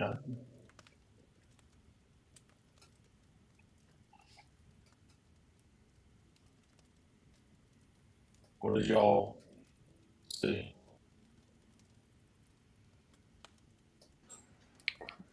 When at the cliff, or when Ewolf was swallowed by the ground? Both. I'm talking about the cliff. I'm talking about like everything from last session. Right. This is Green asking. Above board, like Yeah. No. yeah. This is... All right. Well, God, do a voice, Brandon. Gosh, I'm Sorry. kidding. I'm kidding. Sorry. I mean, I don't. I guess at the cliff, that's where it started. I don't know. I just.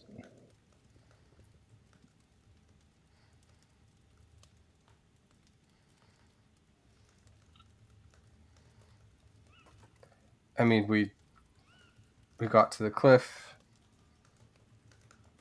Whatever happened. There was the explosion. And then all hell broke loose. And the ground opened up. Again. And again. And again.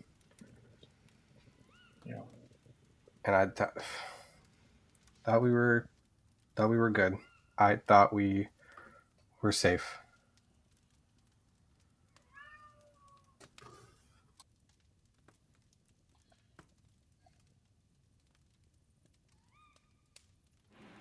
I just wanted the distraction. What was that, Jet? I just wanted a distraction. What do you mean distraction? Well, on the cliff, I threw a fireball at the cave. I thought they would all run that way. Wait a second. You threw a fireball at the Are we talking about the green glowy cave? Yeah, I No, thought sir. they would all just turn around. I was just gonna try to close the door, and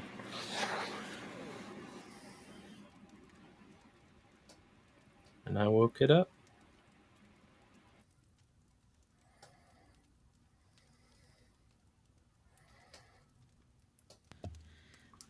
I tried to get in there faster. I thought that I thought if anyone could help, it would be Ewolf.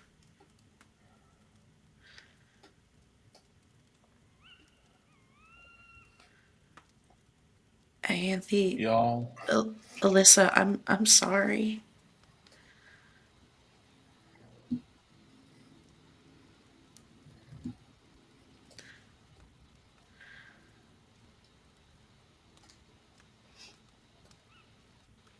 It's not your fault.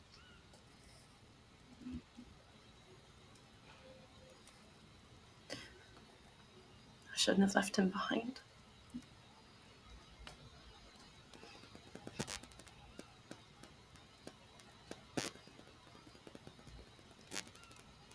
I mean, you Shouldn't have got left him. Alyssa out, and that bought us time.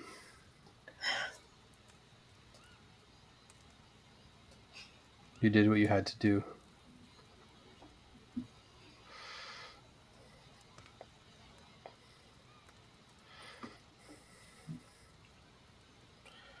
Do you think that's how they felt at the family?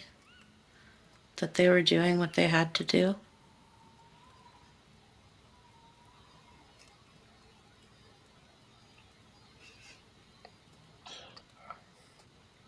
I think everyone in the family knew what was happening out there. Did Matt, they? just FYI, we're still having trouble hearing you a little bit. Yeah.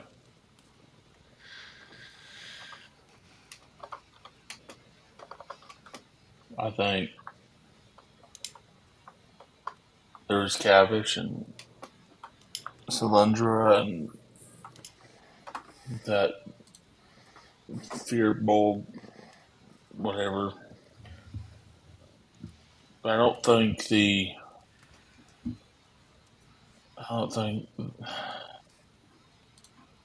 I mean, you can't tell me that little baby turtle and that old turtle had anything to do with any of this. They weren't a part of any of this.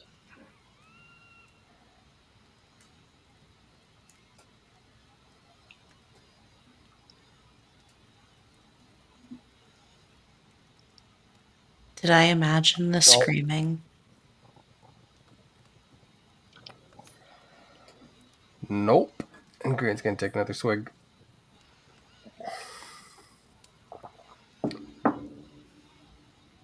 I think Prisha's gonna grab the bottle from Gran and take a modest sip.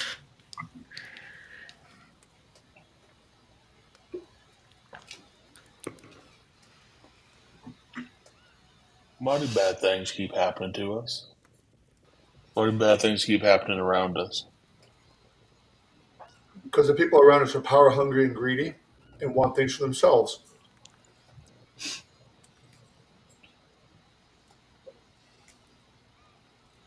So they deserved it? No, not at all. Not the people who died in the town. But had they just allowed us to walk out and leave, that wouldn't have happened. They tried to take something that wasn't theirs, and we defended ourselves without knowing what would happen to that city. I'm sorry about it, but I don't feel guilt. We did not do that on purpose. Cities, plural, were now Still. racking up 3 of them. And still,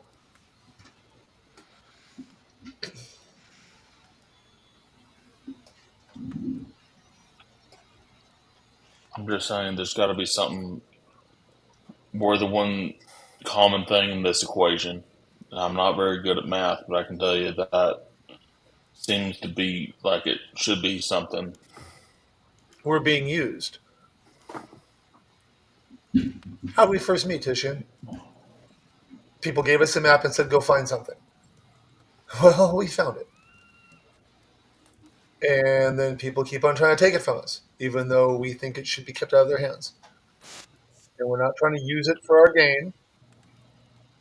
We're not trying to destroy or create anything or wipe something off the face of the planet or gain power so we could hold sway over somebody. We're trying to protect a little girl. And we have people who are greedy, who will stop at seemingly very little to get it. Damn the consequences. I don't think that based on how Jet is reacting, if he had known what would happen, he would have cast that fireball into the cave. I mean, none of us knew what This they has were been- doing. No, that's why I said I feel no guilt. It sucks. I'm not happy, but I'm also not turning to their side saying I'm going to kill everyone around me and be damned with the consequences to get back at them.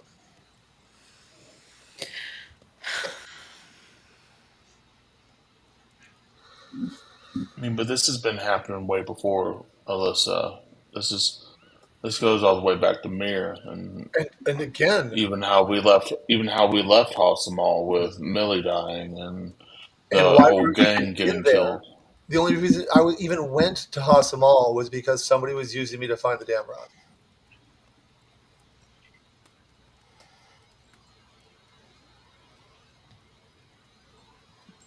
Now, why they thought a little underpowered Genasi could find it as opposed to whoever was pulling the strings, I still have no idea.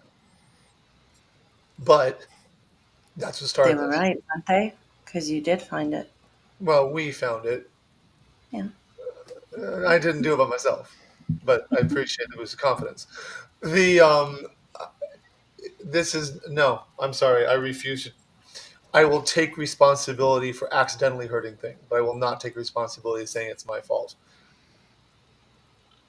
Can I throw an insight check on Adim? No. Because I want to know Let's if there's just any role bit play of this this. moment. You don't need to do that. Okay. Ask him. Talk to him. That's me. I want to know if this is Adim. I want to know if this is Adim posturing. That's what I want to know. Oh, If this is Um, if this is Adim in denial. ask Adim. Talk to him. Because that's not the. Because basically you're asking for a non-insight check. Adim, I know you. I think you feel more than you're letting on. Oh, I am angry. I'm depressed. They shouldn't have died. I mourn their losses, whether they're dead or injured. But I refuse to take it. I refuse to take ownership of it. I pulled a bad man off the cliff. He deserved that. I will take responsibility for that. 100%. I would stand before those dudes and say, "Yep, I pulled Cavish off. He's a dick." Yeah, I mean, they were willing to kill their own too. They were gonna kill everybody in that area down there. So, you know, that's a thing.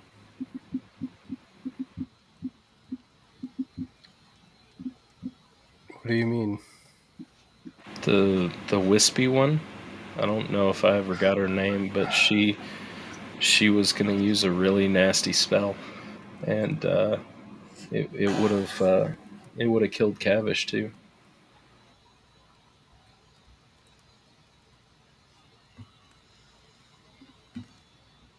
What happened to Cavish?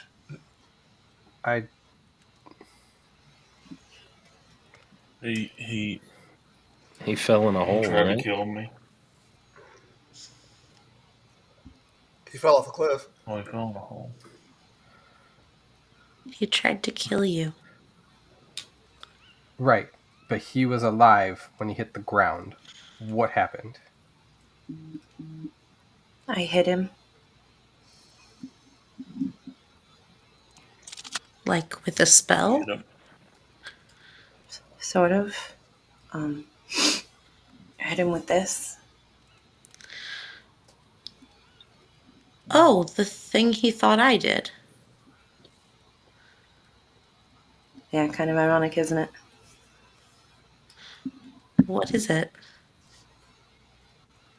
Auntie, that's still there. It's back. It came back. I was gonna have Kavish get rid of it for me, but we didn't have the chance. It ended up working out for me, I think.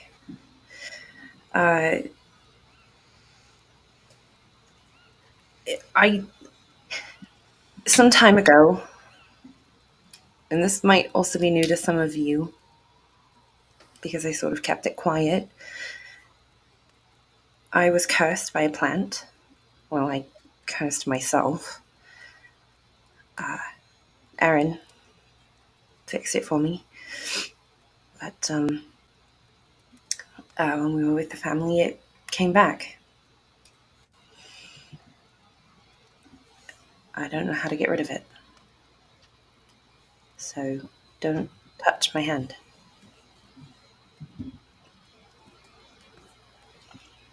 I saw you hit Cavish with it. I understand why you did that. But why did you use the brambles?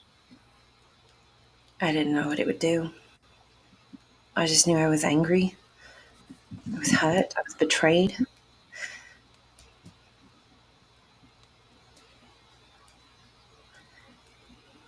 I just wanted him to feel a little bit of that.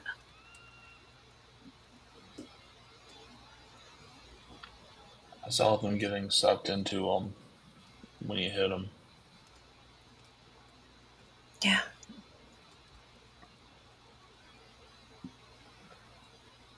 Do you think Just he's like alive? the vines from. I'm gonna find a leaf and just pick it up with that hand, and as it shrivels, just be like, I don't know, but nothing that I touch with this stays alive for long.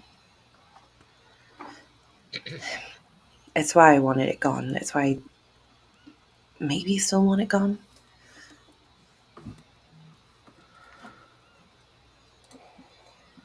I mean, what's his name survived for decades.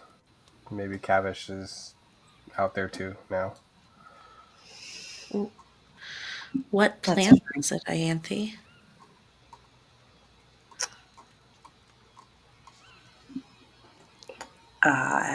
Something thorny, something sentient, something evil, Something hungry. something hungry. And it doesn't hurt you any other way? No? Okay. We were trying to. It had taken over a city. We were trying to rid it. We were trying to take it out, and I sort of sucked some of its life force into me, and apparently that brought this. To be honest, I don't really know a lot about it.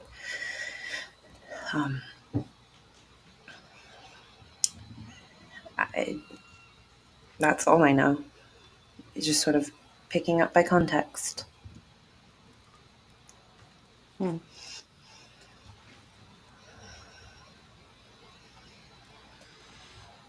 Okay. So that's what I've got going on.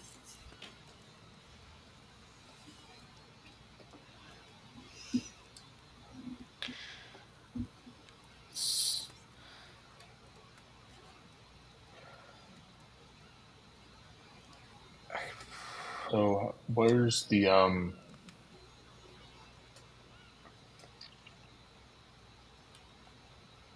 where are we going? What's next? I'll Where's say Faith? this. I'll say this. We've just run from some very dangerous people who are interested in the powerful object we have with us. Mir is occupied by also very powerful beings who are interested in the very powerful object that we have with us. I hate to say it, but I just think walking right into their arms is a bad idea.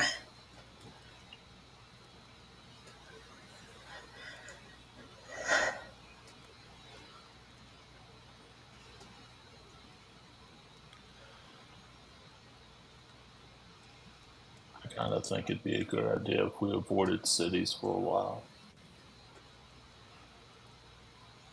We could go to the circle. Mine. But if that were the option, there's a couple things you guys would have to know.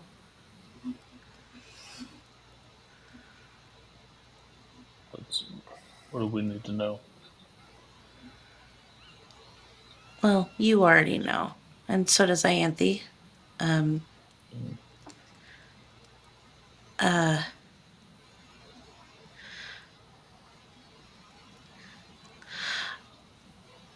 So, I'm Faye, as Jet pointed out, what, couple days ago? But the real interesting part is that I'm undead.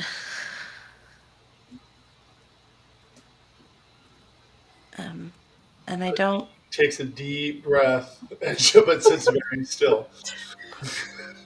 Sorry, Dean. Not the music, Joe. Just move with it. And he does not move for a weapon. He just takes a very deep breath. Okay, so what does that mean? It means that my circle is less of a community and it's more just me and my den mother and Elianne.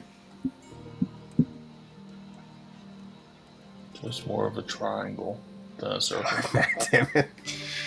It's mostly just been a dot for the last couple years. Deem starts rubbing his temples. I'm sorry, Deem. Hold on, you're Faye?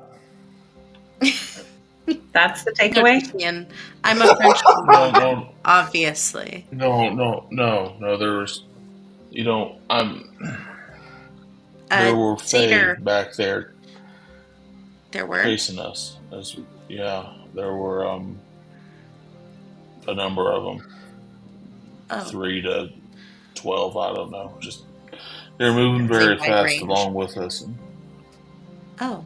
And, I don't know very much about the Fae. I actually don't remember anything from before the circle. So if they had any connection to me, I don't know it. that's all right. Adim looks up and he's just, his hands are folded. He looks at Prisha and says, I don't know a lot about undead. It seems that usually when undead comes, someone's controlling them. Is that your case? Because trying really hard here to wrap my head around this.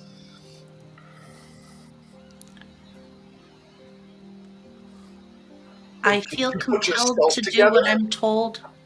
I feel compelled to do what I'm told by Den Mother Udris because she's my parent and I want her to be proud of me and because I'm supposed to, but I don't think I have to.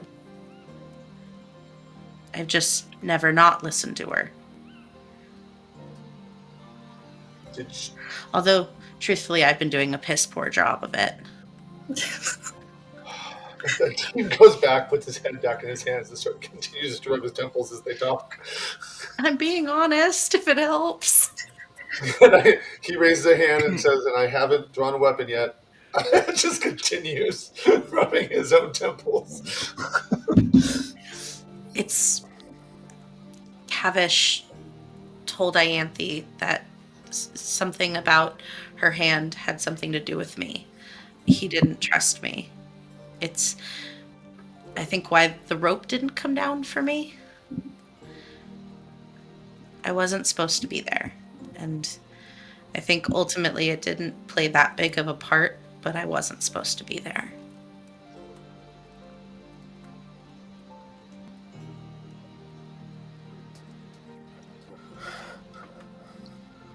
Okay, so where do we go from here?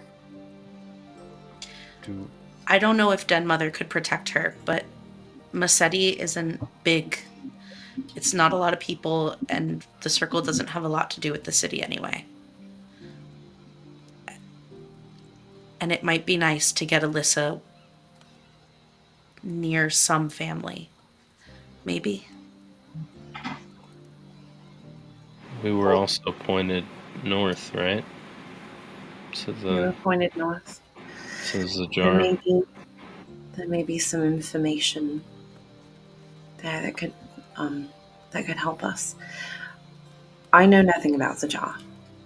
I have no idea what we'd be walking into. Neither do I. But All I know are the tales. What are those? Yeah. One Okay. comes back, everyone dies. Yeah. the reason no one knows what we're walking into is because no one who goes through the jar comes back. Well, at least we couldn't be blamed for anything. That's true. I'll just say I've been pointed in that direction by two powerful beings. Two? Ashar and Codex. No, I haven't talked to Codex. Oh, wow. And he looks I at recommend that like, and don't suggest I should. And then I I don't can't recommend it. Codex right now either, if that makes you feel any better. And Jet just pulls the book up like he normally does and tries to let it float, and it just falls. Wait a second. Does your book say? You dropped your book. Well, I don't know. Prisha's gonna reach for Codex. Because that did something last time. Maybe that'll, make him angry enough to yell at Jet again. You pick up the book. Feel the weight of a book. Oh. Jet, I'm sorry that your bully's gone. He was my friend. He taught me things. Yeah, he was, not always nice about it, but he was kind of there for me when no one else was. And Jet will reach over and take the book and put it away and just kind of stare off into the distance for a minute. Prisha's gonna sit next to Jet and just kind of lean on him. It's the saddest thing I've ever heard. Jet, what's going through your mind right now?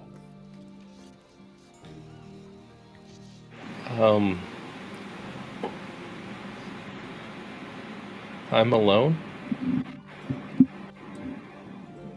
That hasn't happened for a long time. And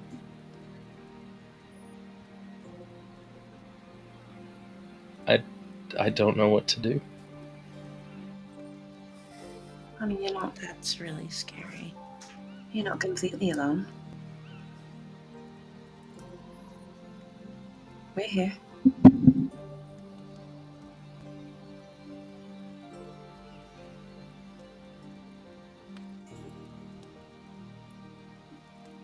It's not been a real pleasant time for y'all to join us, has it? The both of you. Titian's gesturing towards Prisha and Jed as they're leaning on one another. It's been real fun until recently. I got to go out and see things and meet people, and it's been nice to make friends, but there's a lot of damage, and I don't do well with large groups of people, and so I tried, and then you said that Cavish was your friend, and then he wasn't, and now it's I don't know who to trust, but I think we should tell Alyssa everything. I mean, she's sitting nearby, right? She deserves to know, and I'm here now because I know what it's like to be bound to something, and I wanted to be free, and she needs to make that choice too, She's and sick. I'm going to help her. How are you? Just by telling her?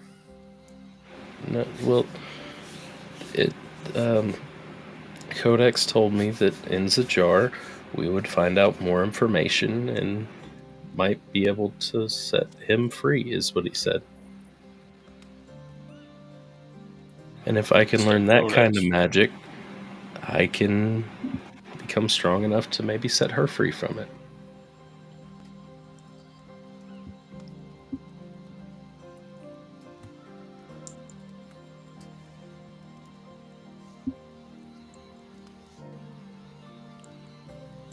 I mean, Sounds like an awfully big risk to me, you know.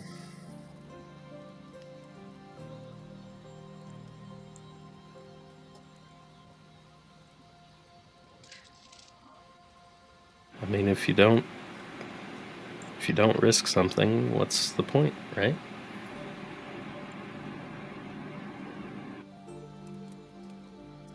You can't always be safe and have a cushy job in a city. Sometimes you gotta make the difference. And I feel like I'm trying, but I'm not doing enough.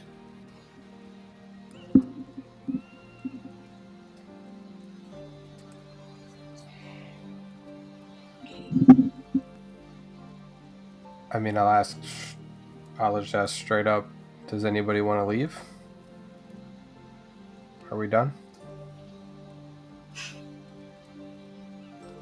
I have nothing to go back to. You have your mom.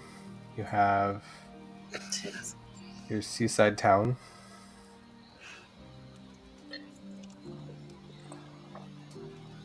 I don't think Den Mother would let me go home without Alyssa. My job is to protect her.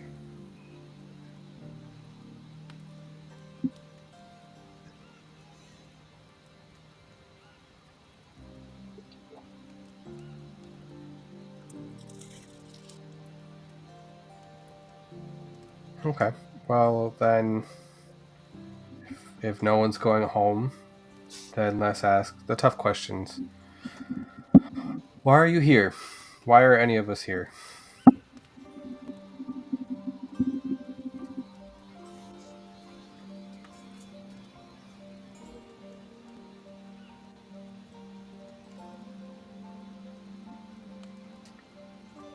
Do you want to start? Yeah, fuck it, then I'll start.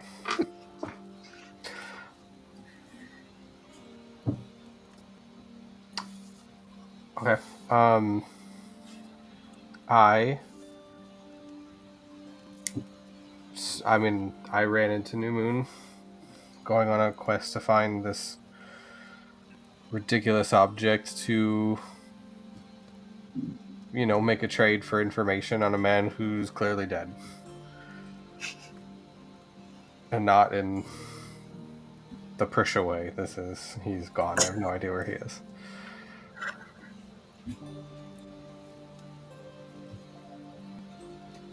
But for me, since then,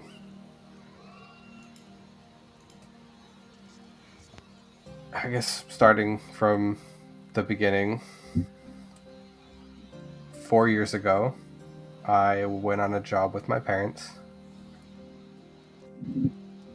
I don't know who the benefactor was, whether it was the Compass or whether it was someone else. We had to go to a small town, or a small village, a few hundred people, and find these ridiculous objects. People almost had wishes granted in the town or in the village, and then a few days later, by coincidence or petty greed, I don't know, the person would die. And we were there for a few weeks, and something would pop up, we'd investigate it. But while I was there, I met this guy. His name was Xavier. In my downtime, I'd spend time with him, and he was interested in what we were doing and help out sometimes. And then one day we found it was some stupid group of 15-year-old kids that had these glowing shards. They came from the sky, they said. And we found them, we took them, and I went to go tell Xavier that we were leaving. And he tried to convince me not to go back. But I did. And I watched the entire town burn to the ground. There were people who were after these shards, and they murdered everybody. I healed who I could, but it's hard to heal someone who gets an axe thrown to the back of their head right afterwards. And it turns out it was him. Him and his brothers were there. And by the time he left, he gave me this reminder, and he'll point to the scar over his eye. And everyone was dead except for me. And as I spent the next week burying whatever bodies I could find in whatever field wasn't covered in ash, I said this wouldn't happen again. I wouldn't let it happen again. And so when Tal appeared, I can't let that happen again. So I'm here. Whether we have to find the beings of creation, because let's call them what they are. They're not just some random fucking objects. They're beings.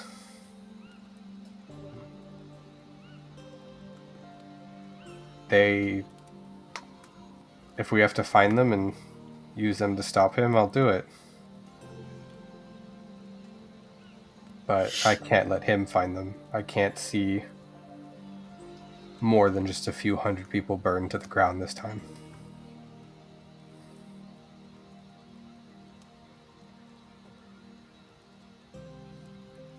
So that's why I'm here. How about you guys?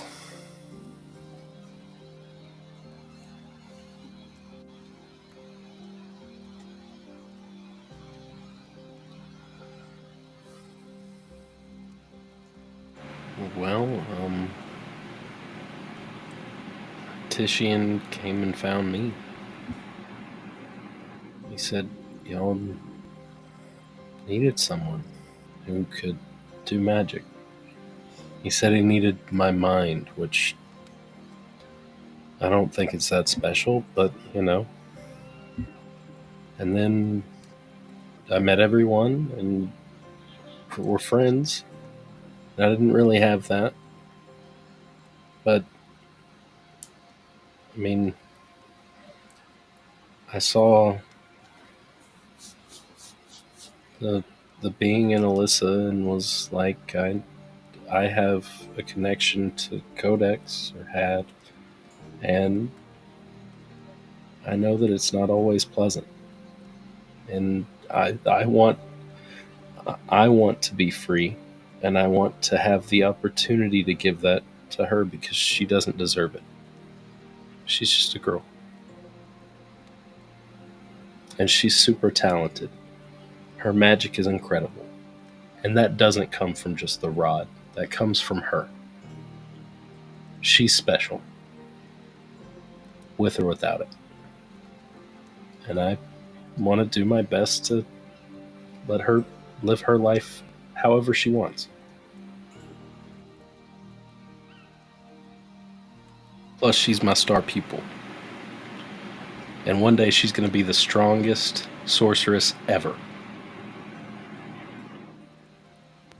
And, And I look at Ianthe if I and just kind of remember wait. correctly,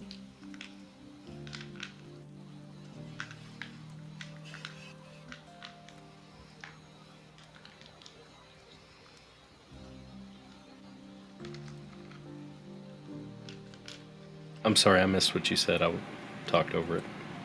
sorry. Prisha was gonna add an ant lich, if I remember correctly. Look, sometimes you got to get power where you can. And if that means 1,000 ants have to burn, 1,000 ants have to burn. But in all seriousness, no. She doesn't need that anyway.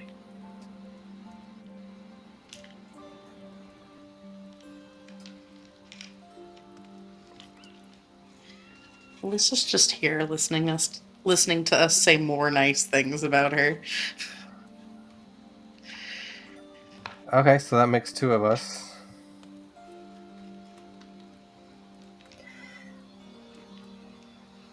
Dane, why are you Titian here? and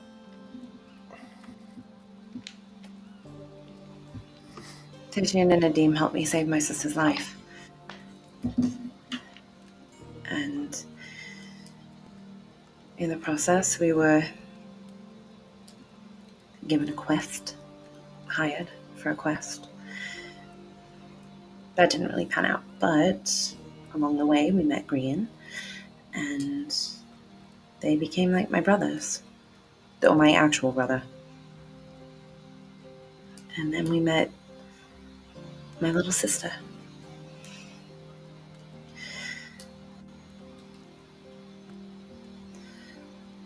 And I won't rest. I won't stop until I know that she's safe and she's okay.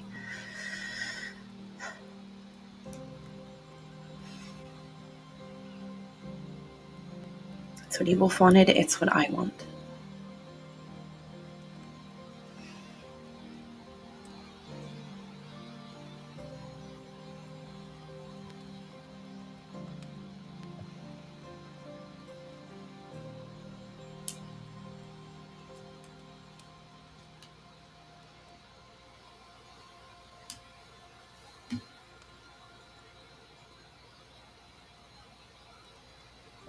Okay, Titian, we've had shit look after shit look. What's your turn? I don't want to go before Dean goes.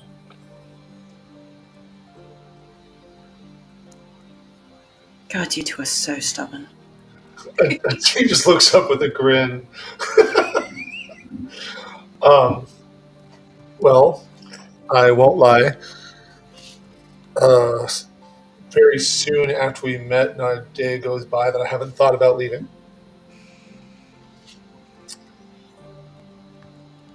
But why am I here? I seem to be helpful. Every time we're not in an entire group, it becomes more and more dangerous for those of us who are either with the group still or without. I don't feel like placing that on myself or any of you.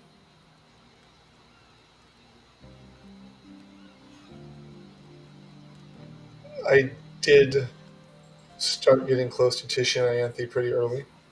And now that I found out that Ianthe, and he pauses for a second and says, and Daphne, are my sisters, I think the better of the two choices to stay with is Ianthe. So I choose to be here. And is that enough for you? If it wasn't, I wouldn't be here. I look behind me, so like the opposite direction of the party. I say, "There's a lot of open space behind me. There's nothing stopping me from turning around and walking."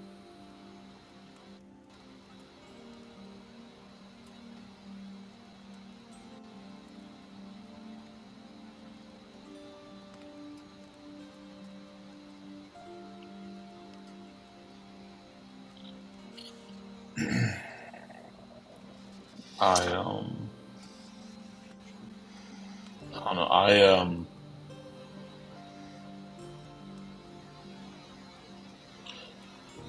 I was the steer of House Mall before y'all knew me.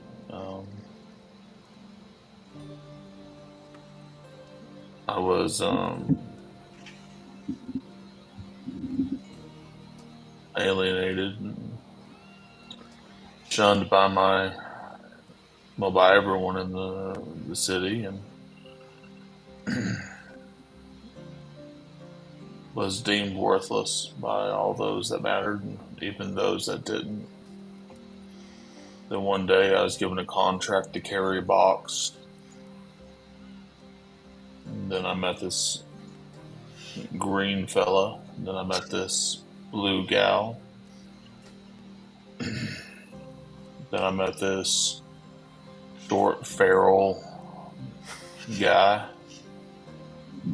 And it kind of came from there. I'm the reason we got kicked out of House Mall. I shared too much about what I saw in my time in the Roar. Things I'd rather leave unsaid. I said them. And the reason that we had to run from that situation, and I think I'm the reason we've had to run from a couple of others.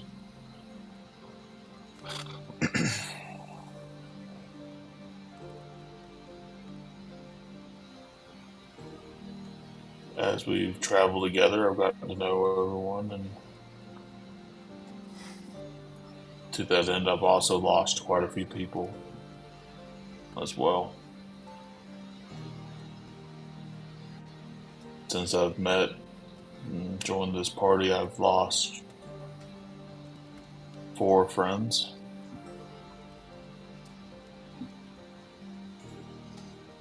Counting tonight. I'm not really sure why I'm with the party anymore.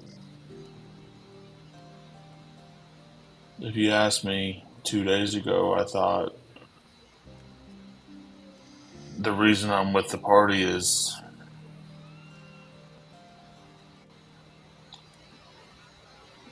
because without me, y'all would be dead in a second. I kind of see myself as, I don't know, I just feel inclined to protect y'all, and I guess I feel the acceptance, and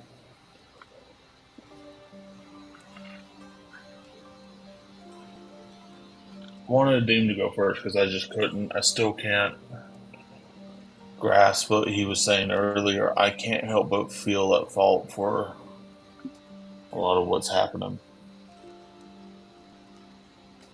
And I think talking this through, I feel like I've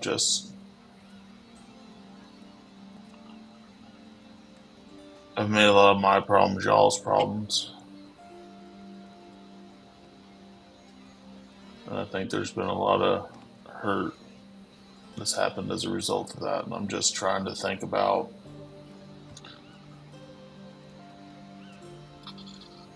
am I actually protecting and offering a service, or is that scale balancing the other way now? Okay, well, I'll stop you there. Grifton, not your fault, not our fault. You tried to save dead Mother Udris. I'll be honest, she knocked you out. And she went ham on the people before we did. That's my Regardless- mom, guys. Regardless of what we were going to do, she This is news to you, I believe. It sure is. she attacked them because they tried to hang her. And you were passed out on the stage. Nothing That's you news could to have you. done. Just want to clarify. She didn't Yeah. tell you shit. Prince is Nope. over here like, hold up, what? I wasn't there. That's I wasn't there terrible. for Mir, so I couldn't speak to what happened there.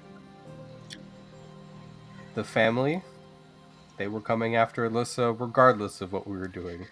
Cylindra attacked me, while whatever happened to you happened to you. No, I was. I think no matter what you did, they were still coming after her. They were still coming after us. They tried I think we 2 separate occasions of the 3 to come after her. But you don't understand. It wouldn't have. I'm the reason why everyone was in that space. I'm the reason why everyone was near that cave where the battle erupted. That was such a vital part of the construction of the city. I mean, Titian, we can I point was fingers at ourselves all we I was like. eating blue flowers, or I was eating rainbow flowers. I think we were probably going to end up there anyway, regardless I of you. And I was at our house when Cylindra pushed me out of a window. I was the one that threw the party that had us all completely distracted and letting our guards down. And we all made the decision to go up to a place with a man that we didn't fully trust anymore. Whatever happened isn't one person's fault. Things are going to happen regardless of who was standing in that position. Whether it was you, or me, or Adim, or Prisha, Ianthe, Jet. I don't think it mattered. I think you just got the short straw on those occasions. But Also, you they don't were going know to what hang Dead happened. Mother Udris. She bitch slapped somebody. Yeah, they were going to hang her, but I stopped them. It was kind of badass. Okay, we as a... No. Prisha's going to stand Whoa. up. We will recap that later. Prisha's going to stand up, and she's going to walk. with a raised eyebrow, like. Prisha's just gonna. She's been leaning on Jet this whole time. She's just gonna stand up, like real mad aggressive, her little goat legs kicking the dirt out from under her. And she's just gonna, like, stomp over to Titian, who I assume at sitting height is just Prisha's normal height. Like, Yeah. he's big guy. Mm-hmm. And she's going to hug him from the side that does not have his, like, patch. And she's just gonna, like, hug him. And, like, thank you. I don't know what I would have done if she was gone. Thank you. Titian will extend his arm around Prisha, and I That want to weird remind Christian you side hug. he is the weird Christian side. We're leaving room for Jesus. But no. I want to remind you though that Titian lost his shirt, so he is still shirtless. Give me that he furry is- hug. He is sweaty, stinky, and covered in leaves from running in the forest. So he is Listen, hugging Prisha you. was just a zombie squirrel. Yeah. Like, Prisha's I don't care. not the one who's gonna worry about stinky, sweaty Titian. This is arguably the nastiest hug that could happen in the group. Yes. She is a druid. Like, Yeah. Shower? Never heard of her. Yeah. All right. Druids take dust baths like chinchillas. I know. Oh yeah. It's like you know you have that hippie friend that's like, no, the all natural deodorant works just. No, Oh the my God, patchouli, the the patchouli patchouli is and where it's dietary at, concerns. guys. Jesus Christ, guys. No. I want you to remember sorry. that this is also Cavish. Like, this is... Yeah. Was Kevin. You're kissing Well, dirty I hippie, know. my friend. I don't I think. know, I know. I don't Well- think what's the nastiest about Prisha is the druid. Yeah. It's the No, it undead. is in fact the undead rotting yeah, thing. yeah. Yeah, It's But the they are the same thing to her. sure. Yeah. No, I'm with you. Yeah. Anyway, she's Right. gonna hug him. Yeah. Gran, you don't know what happened last night with Cavish. What happened last night? We've been here a day. Not even.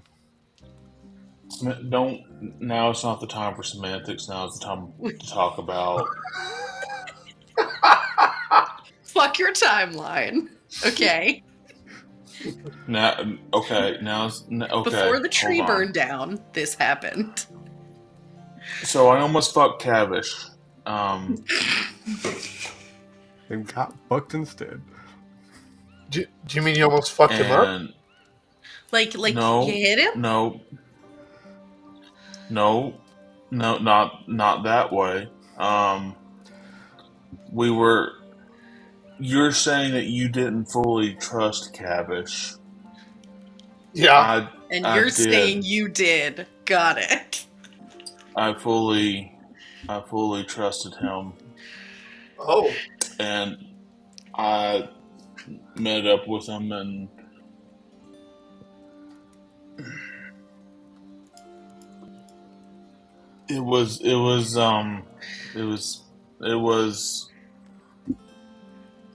it was good for a moment, and then it wasn't. He pushed me out of a tree, and I fell 80 foot. Well, I'm glad I threw him off a cliff.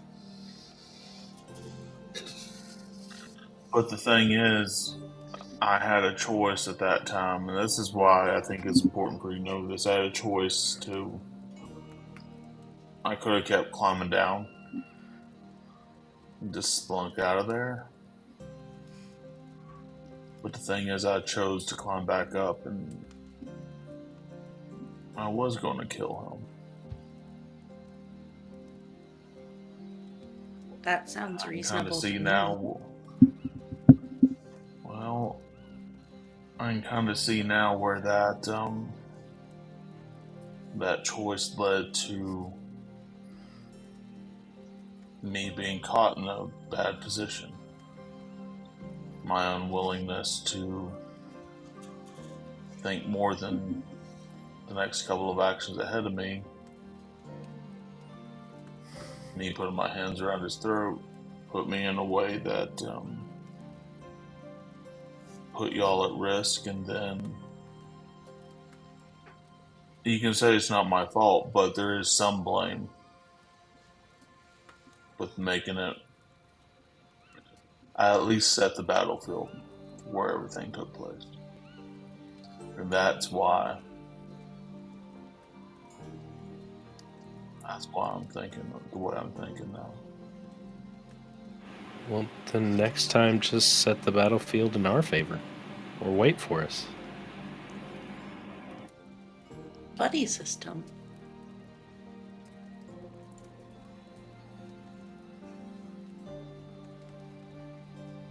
Titian.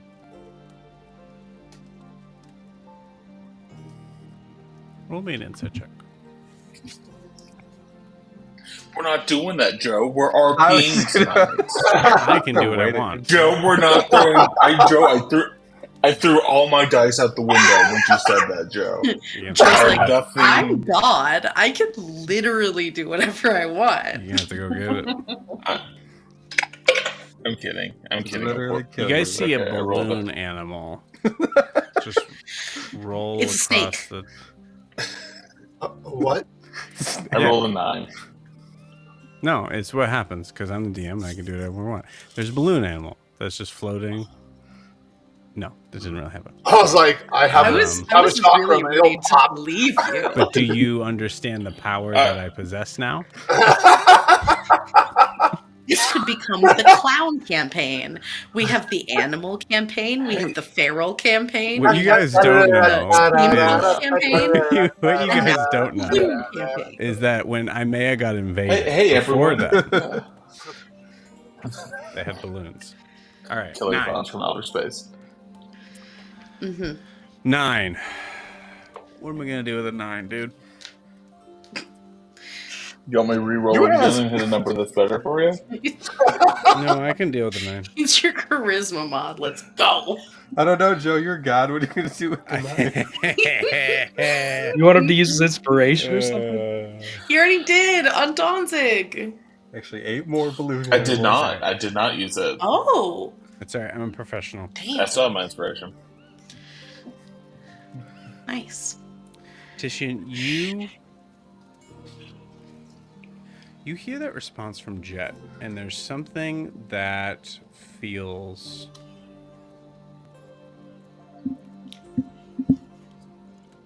off about that remark. Something missing. You're unable to put your finger on it, but there's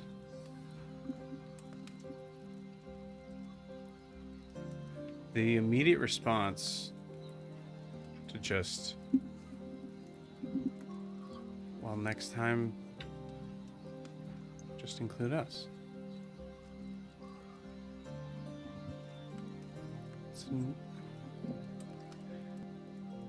It's a new feeling for Titian. And I think in this moment you're not able to really put a label on it.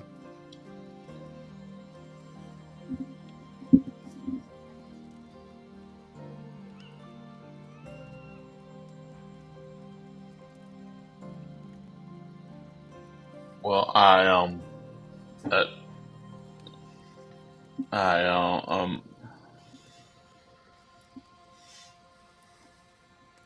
mean, sometimes the battlefield choose you, okay, Jet? I don't know. Or someone else fucking talk for a little bit.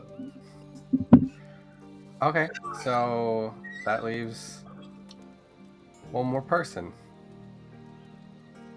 And Grian will turn to Alyssa. Alyssa, do you want to stay?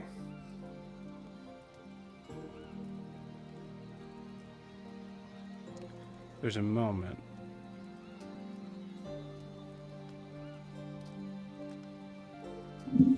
as a DM where I am always looking for that one last trick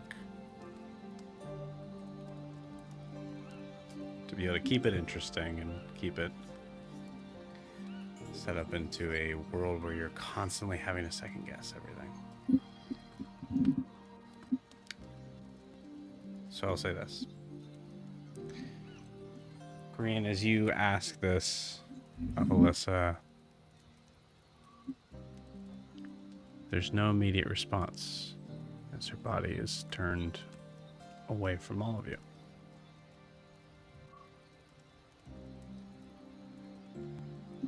And Green, I think for a second, a horrible thought and realization comes over you as you recognize that you have not seen the face of a wild magic sorcerer in some moments. Minor illusion is a cantrip.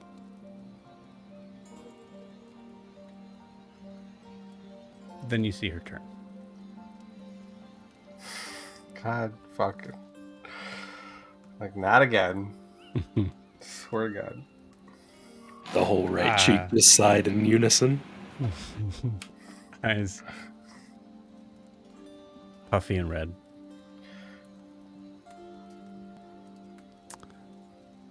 And I know the answer to the question, but I would like to choose her response based off of your roll, Brandon. So if you can roll me a d20, please. Oh, God. Why are we like this, everybody? That is a... Is it just like anything added to it, or not a... No, this is pretty much a luck roll. Oh, okay, that's a 3. That's not great.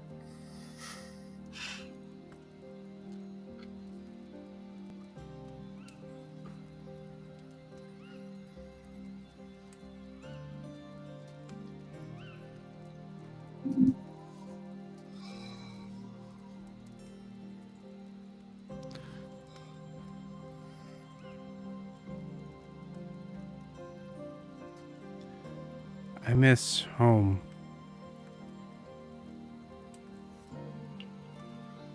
And I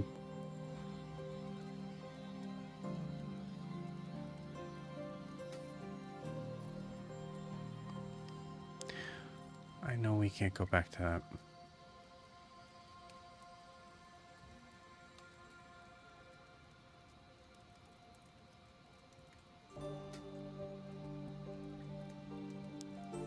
If it was my choice,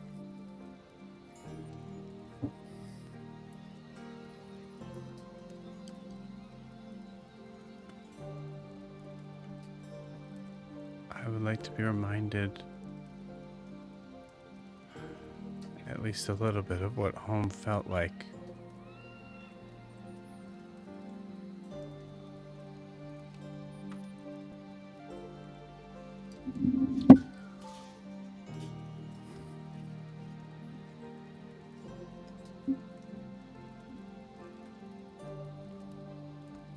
Do you want to talk to your parents? Do you want to talk to your sister?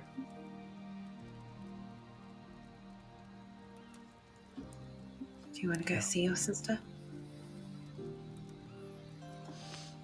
Yeah. All right.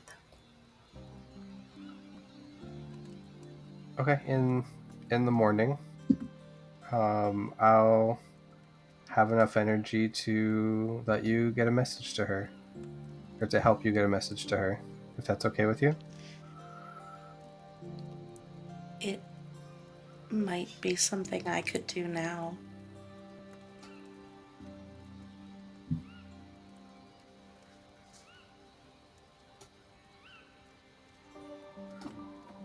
In her own way, I know that she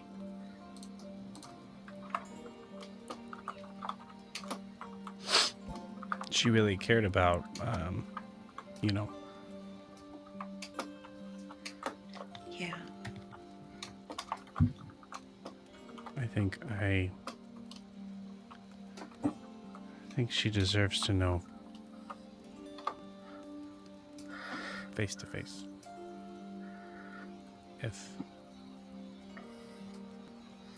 If that's okay with you guys.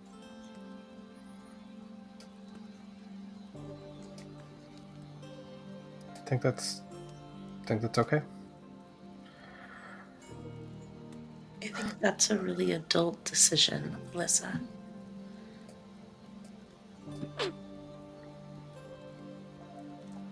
I think also I just want to see my sister again. Yeah. No offense, Anthe. I understand.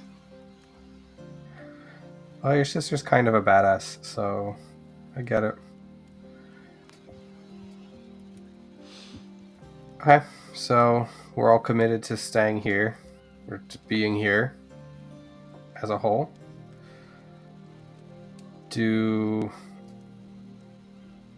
I know we've gone under the guise of New Moon for a while.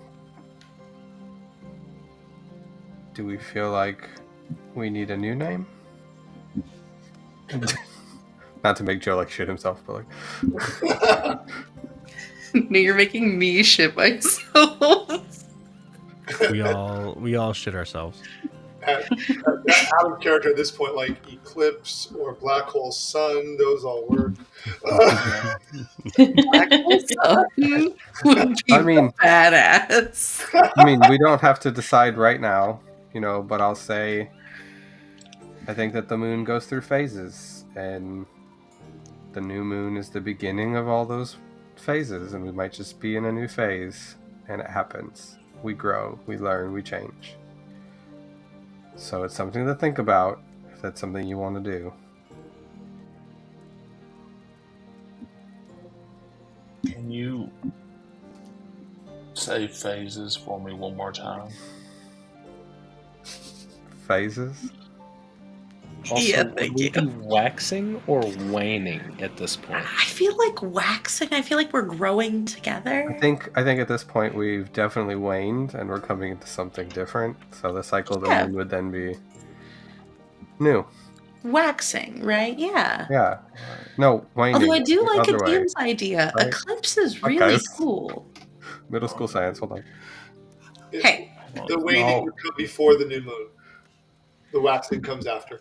Right. Like the waning is going away, and then the new moon comes. Guys, 7th grade, right? That's how this I works, don't- right? I don't know much Okay, about smarty the moon. pants, who went I'm to school? sorry. I'm asking. I think this is the point actually above board where Alyssa goes, "What are you guys talking about? the moon. I've never heard you guys refer to yourselves as the new moon." Sort of an internal. It's like an internal monologue. I think dialogue. Tishian's Like, done it a I knew couple about times it. in a conversation, actually. Jet, have I you did ever graffiti. heard? referred to Nope. themselves as the new moon? God damn it, Jen. Not once. I mean, what do you call us? Okay. Kidnapper. What you're asking Alyssa?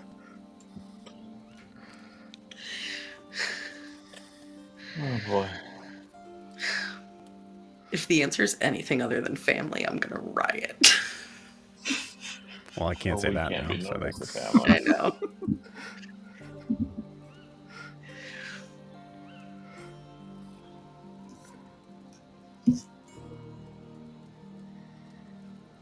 I don't know.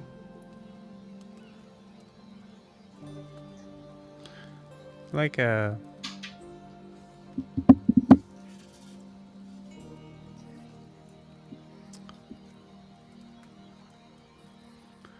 There's like a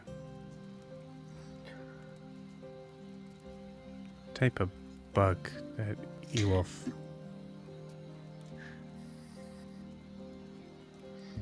used to talk about, mostly because I was laughing every time he would talk about it, but it would be like a beetle.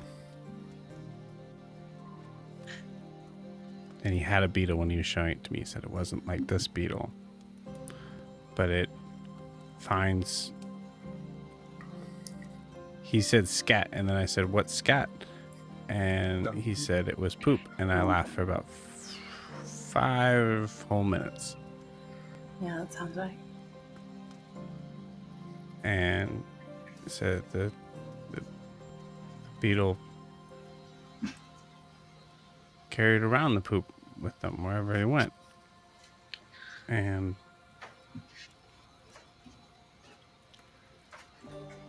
took care of the poop. Okay. She's the. But the poop took care of it. Took care of it too. Keep, yeah.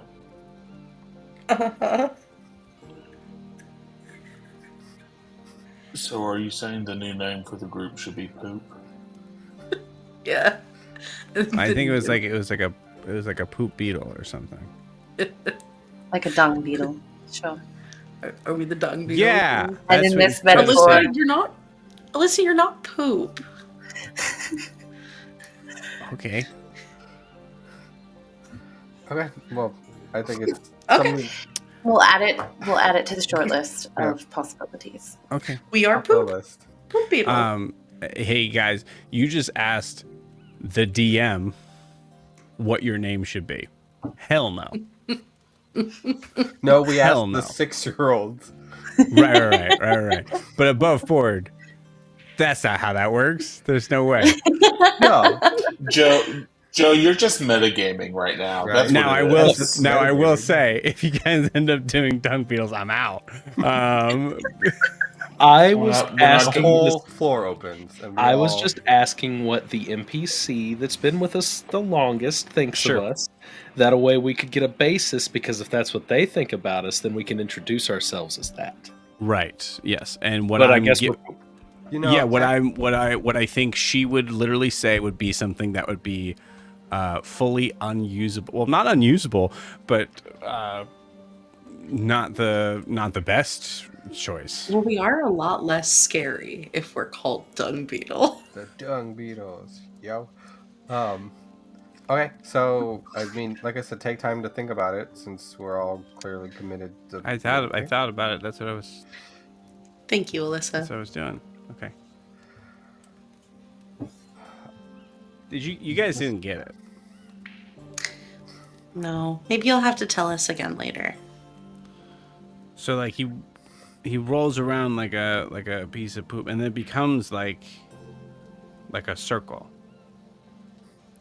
Oh. Like a moon. Yeah. Yeah, could be moon beetle. Maybe only don't Moon hate. poop. Moon poop. That I do hate. Moon poop. Maybe even the beetle Borgs. You know, we'll workshop it. It's fine. What's a Oh my board? god. We can go by MP for short, and it would work out fine. Mm-hmm. My vote's on moon poop. It sounds better if you say it out loud. If you just say the whole thing, moon A poop. moon poop, yeah. Well, moving forward from like Hold on. No, Gran, I need your answer on Gran, please. Are you voting for moon poop or not?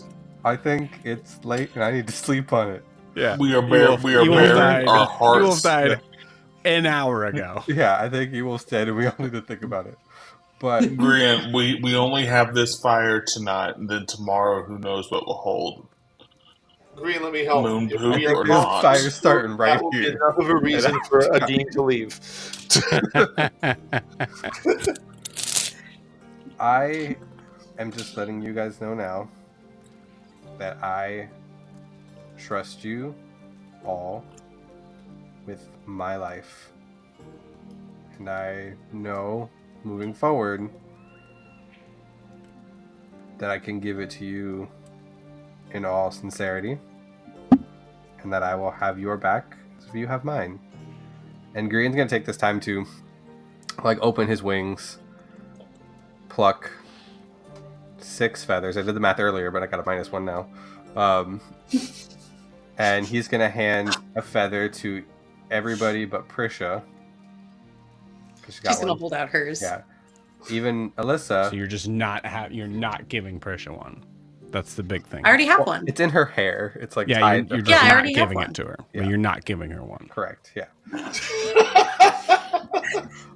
To be Yeah. very clear. And I to be certainly very clear. don't have Here Ascending on the inside in door, and a on scale. the outside. I got it, but Yeah. you know, I And, appreciate you know, the joke, Joe.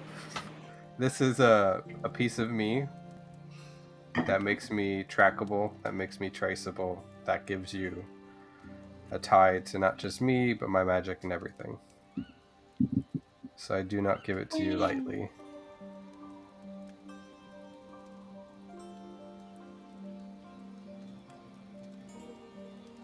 This is Uh, lovely. Thank you. You go to give Alyssa the feather, and her initial reaction is,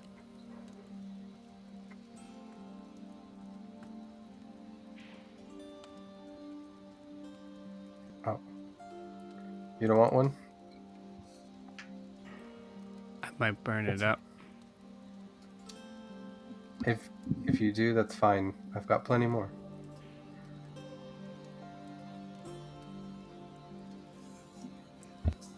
She extends a hand up, fully expecting it to burn her hands. So you That's fine. place it in.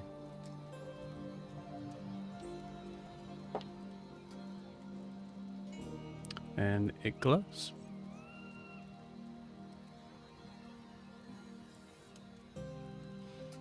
Which one of us are Power doing of that? friendship, y'all. Not me. Are you doing that? Nope. You lying? Nope. It's the power the- of friendship. Dean's head goes back into his Yeah, hands you with know. that moment. Okay. You hear the six. Michigan You can hear the say six. Things. You hear the 6-year-old go, "Wow, Prisha." And puts it in her Can say sappy things. Titian can say sappy things, but I say sappy things, and it's cringe. Speaking of trusting everybody, can we all sleep in the dome tonight? I would really appreciate it if everybody got in the bubble instead of staying out of the bubble where you could be injured. I think that's fair. Force is also dangerous. Yeah. Okay. Bubble's kind of the same shape as like what the rolling poop would be. You're right, Alyssa. Yeah.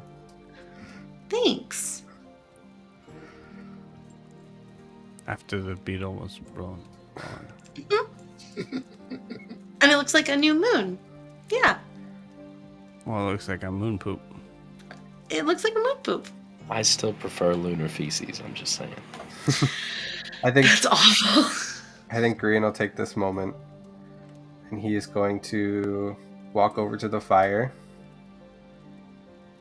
and he's gonna take the bottle of swill, and he'll do this each time. He'll pour one out to Slagtan, to Aaron, to Ewolf, and to a new face on our journey. And again.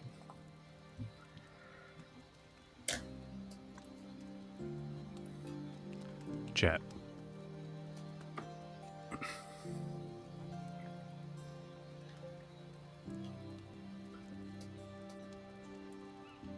You feel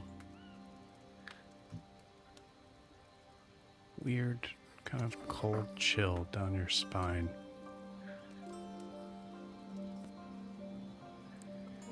It feels like from a cold wind. It's coming from a specific direction behind you.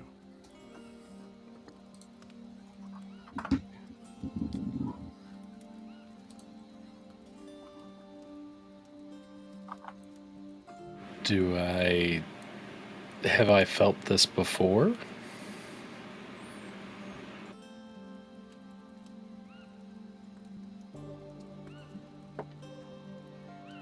Yeah. When? And don't tell me yesterday. I'll tell you it's familiar.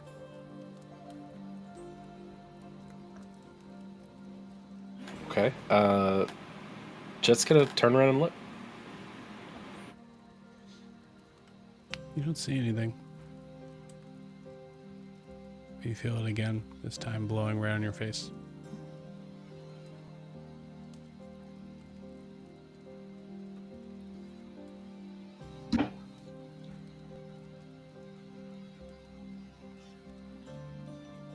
Can I try to reach out telepathically in that direction? Yeah.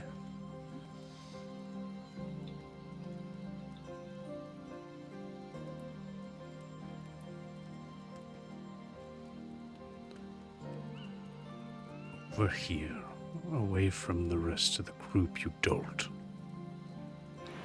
Say please. We're being nice to each other today. I don't have time for Okay, niceties. fine. I tried. And Jet will walk.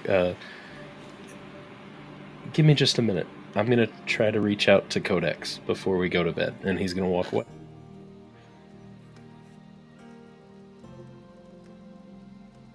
Please, not too far. We just talked about buddy system. Literally 2 seconds ago.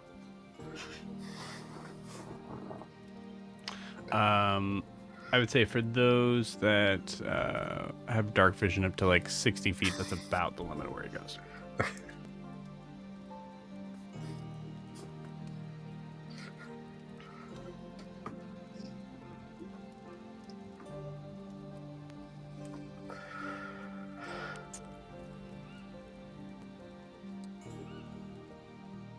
You made a very foolish choice today.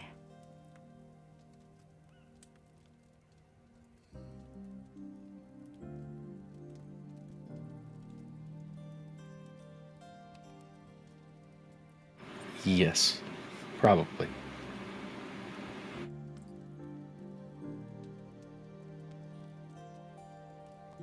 However, it did have some merit.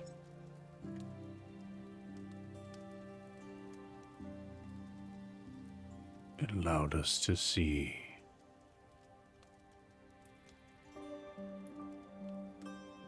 more than one side.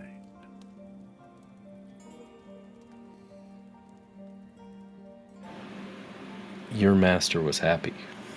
At least smiled at me.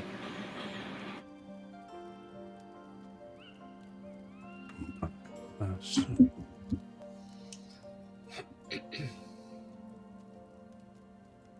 You said you swore your service, right? Mm.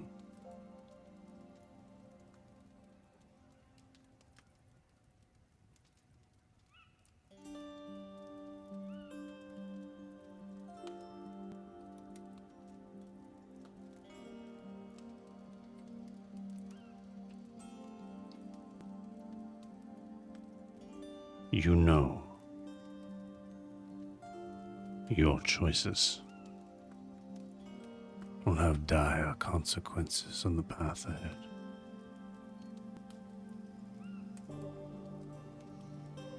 I wonder who you would choose to be your master. You couldn't tell? The opposite side of the coin.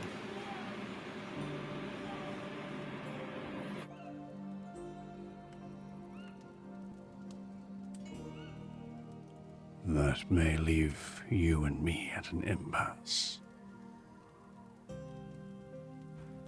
Well, maybe. But I did kind of promise I'd set you free at some point, right? So, I'll do my best.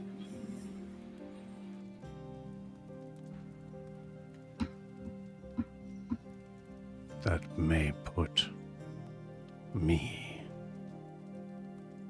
above them.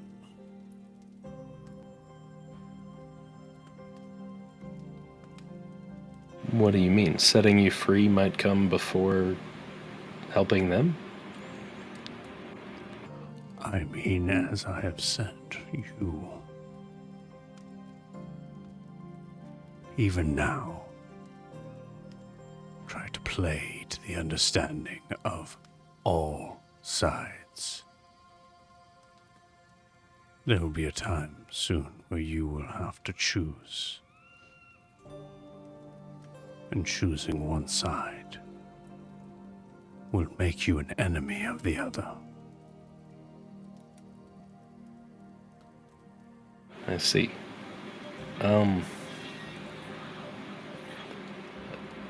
Codex, let me put it to you this way. Alright? I know what it's like to be tethered to something. Someone. Always in your head. Always telling you to do things that aren't always right. And I, for a long time, wanted to be free of it. And then I accepted it. And now, I just want you to be my friend. I want to help you, and I need your help. The power of friendship. I almost puked when I heard that. That was terrible, I won't lie. Like, don't get me wrong, I adore Prisha, but that was... I literally cannot do that. Well, would you like to? I'm willing to share.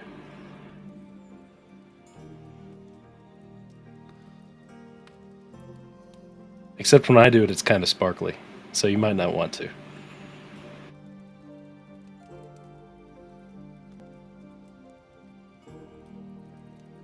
There'll be a time soon.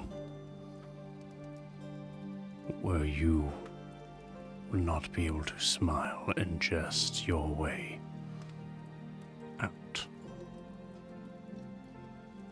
I'm counting on it. That's why I have you. Or to be clear,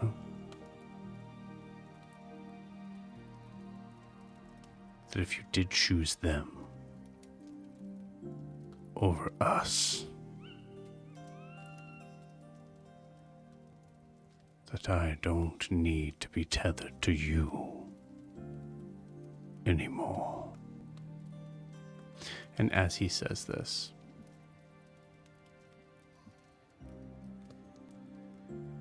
you're talking to the air.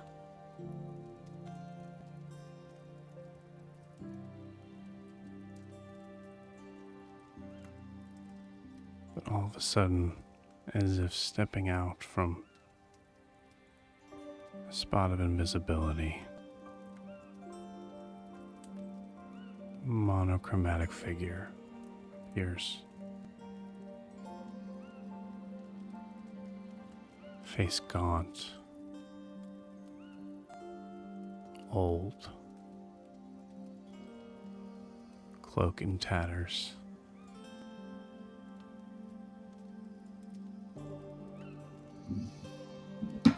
Staff in hand.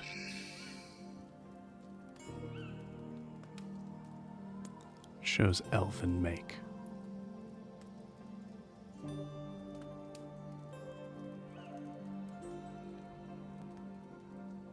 Are we clear?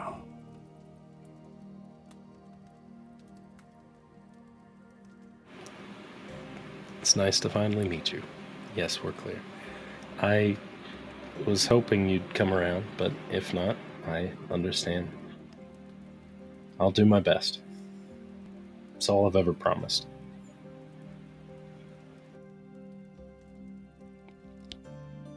If I believed that that was all you ever gave, I wouldn't be here. You see the figure vanish. You hear it still, as it says, "It would be good for you to know how one god feels about the other. Let's discuss." And from there we pan out over the fire. Fade to black. And with that, we're going to end tonight's session. We'll see you guys next week.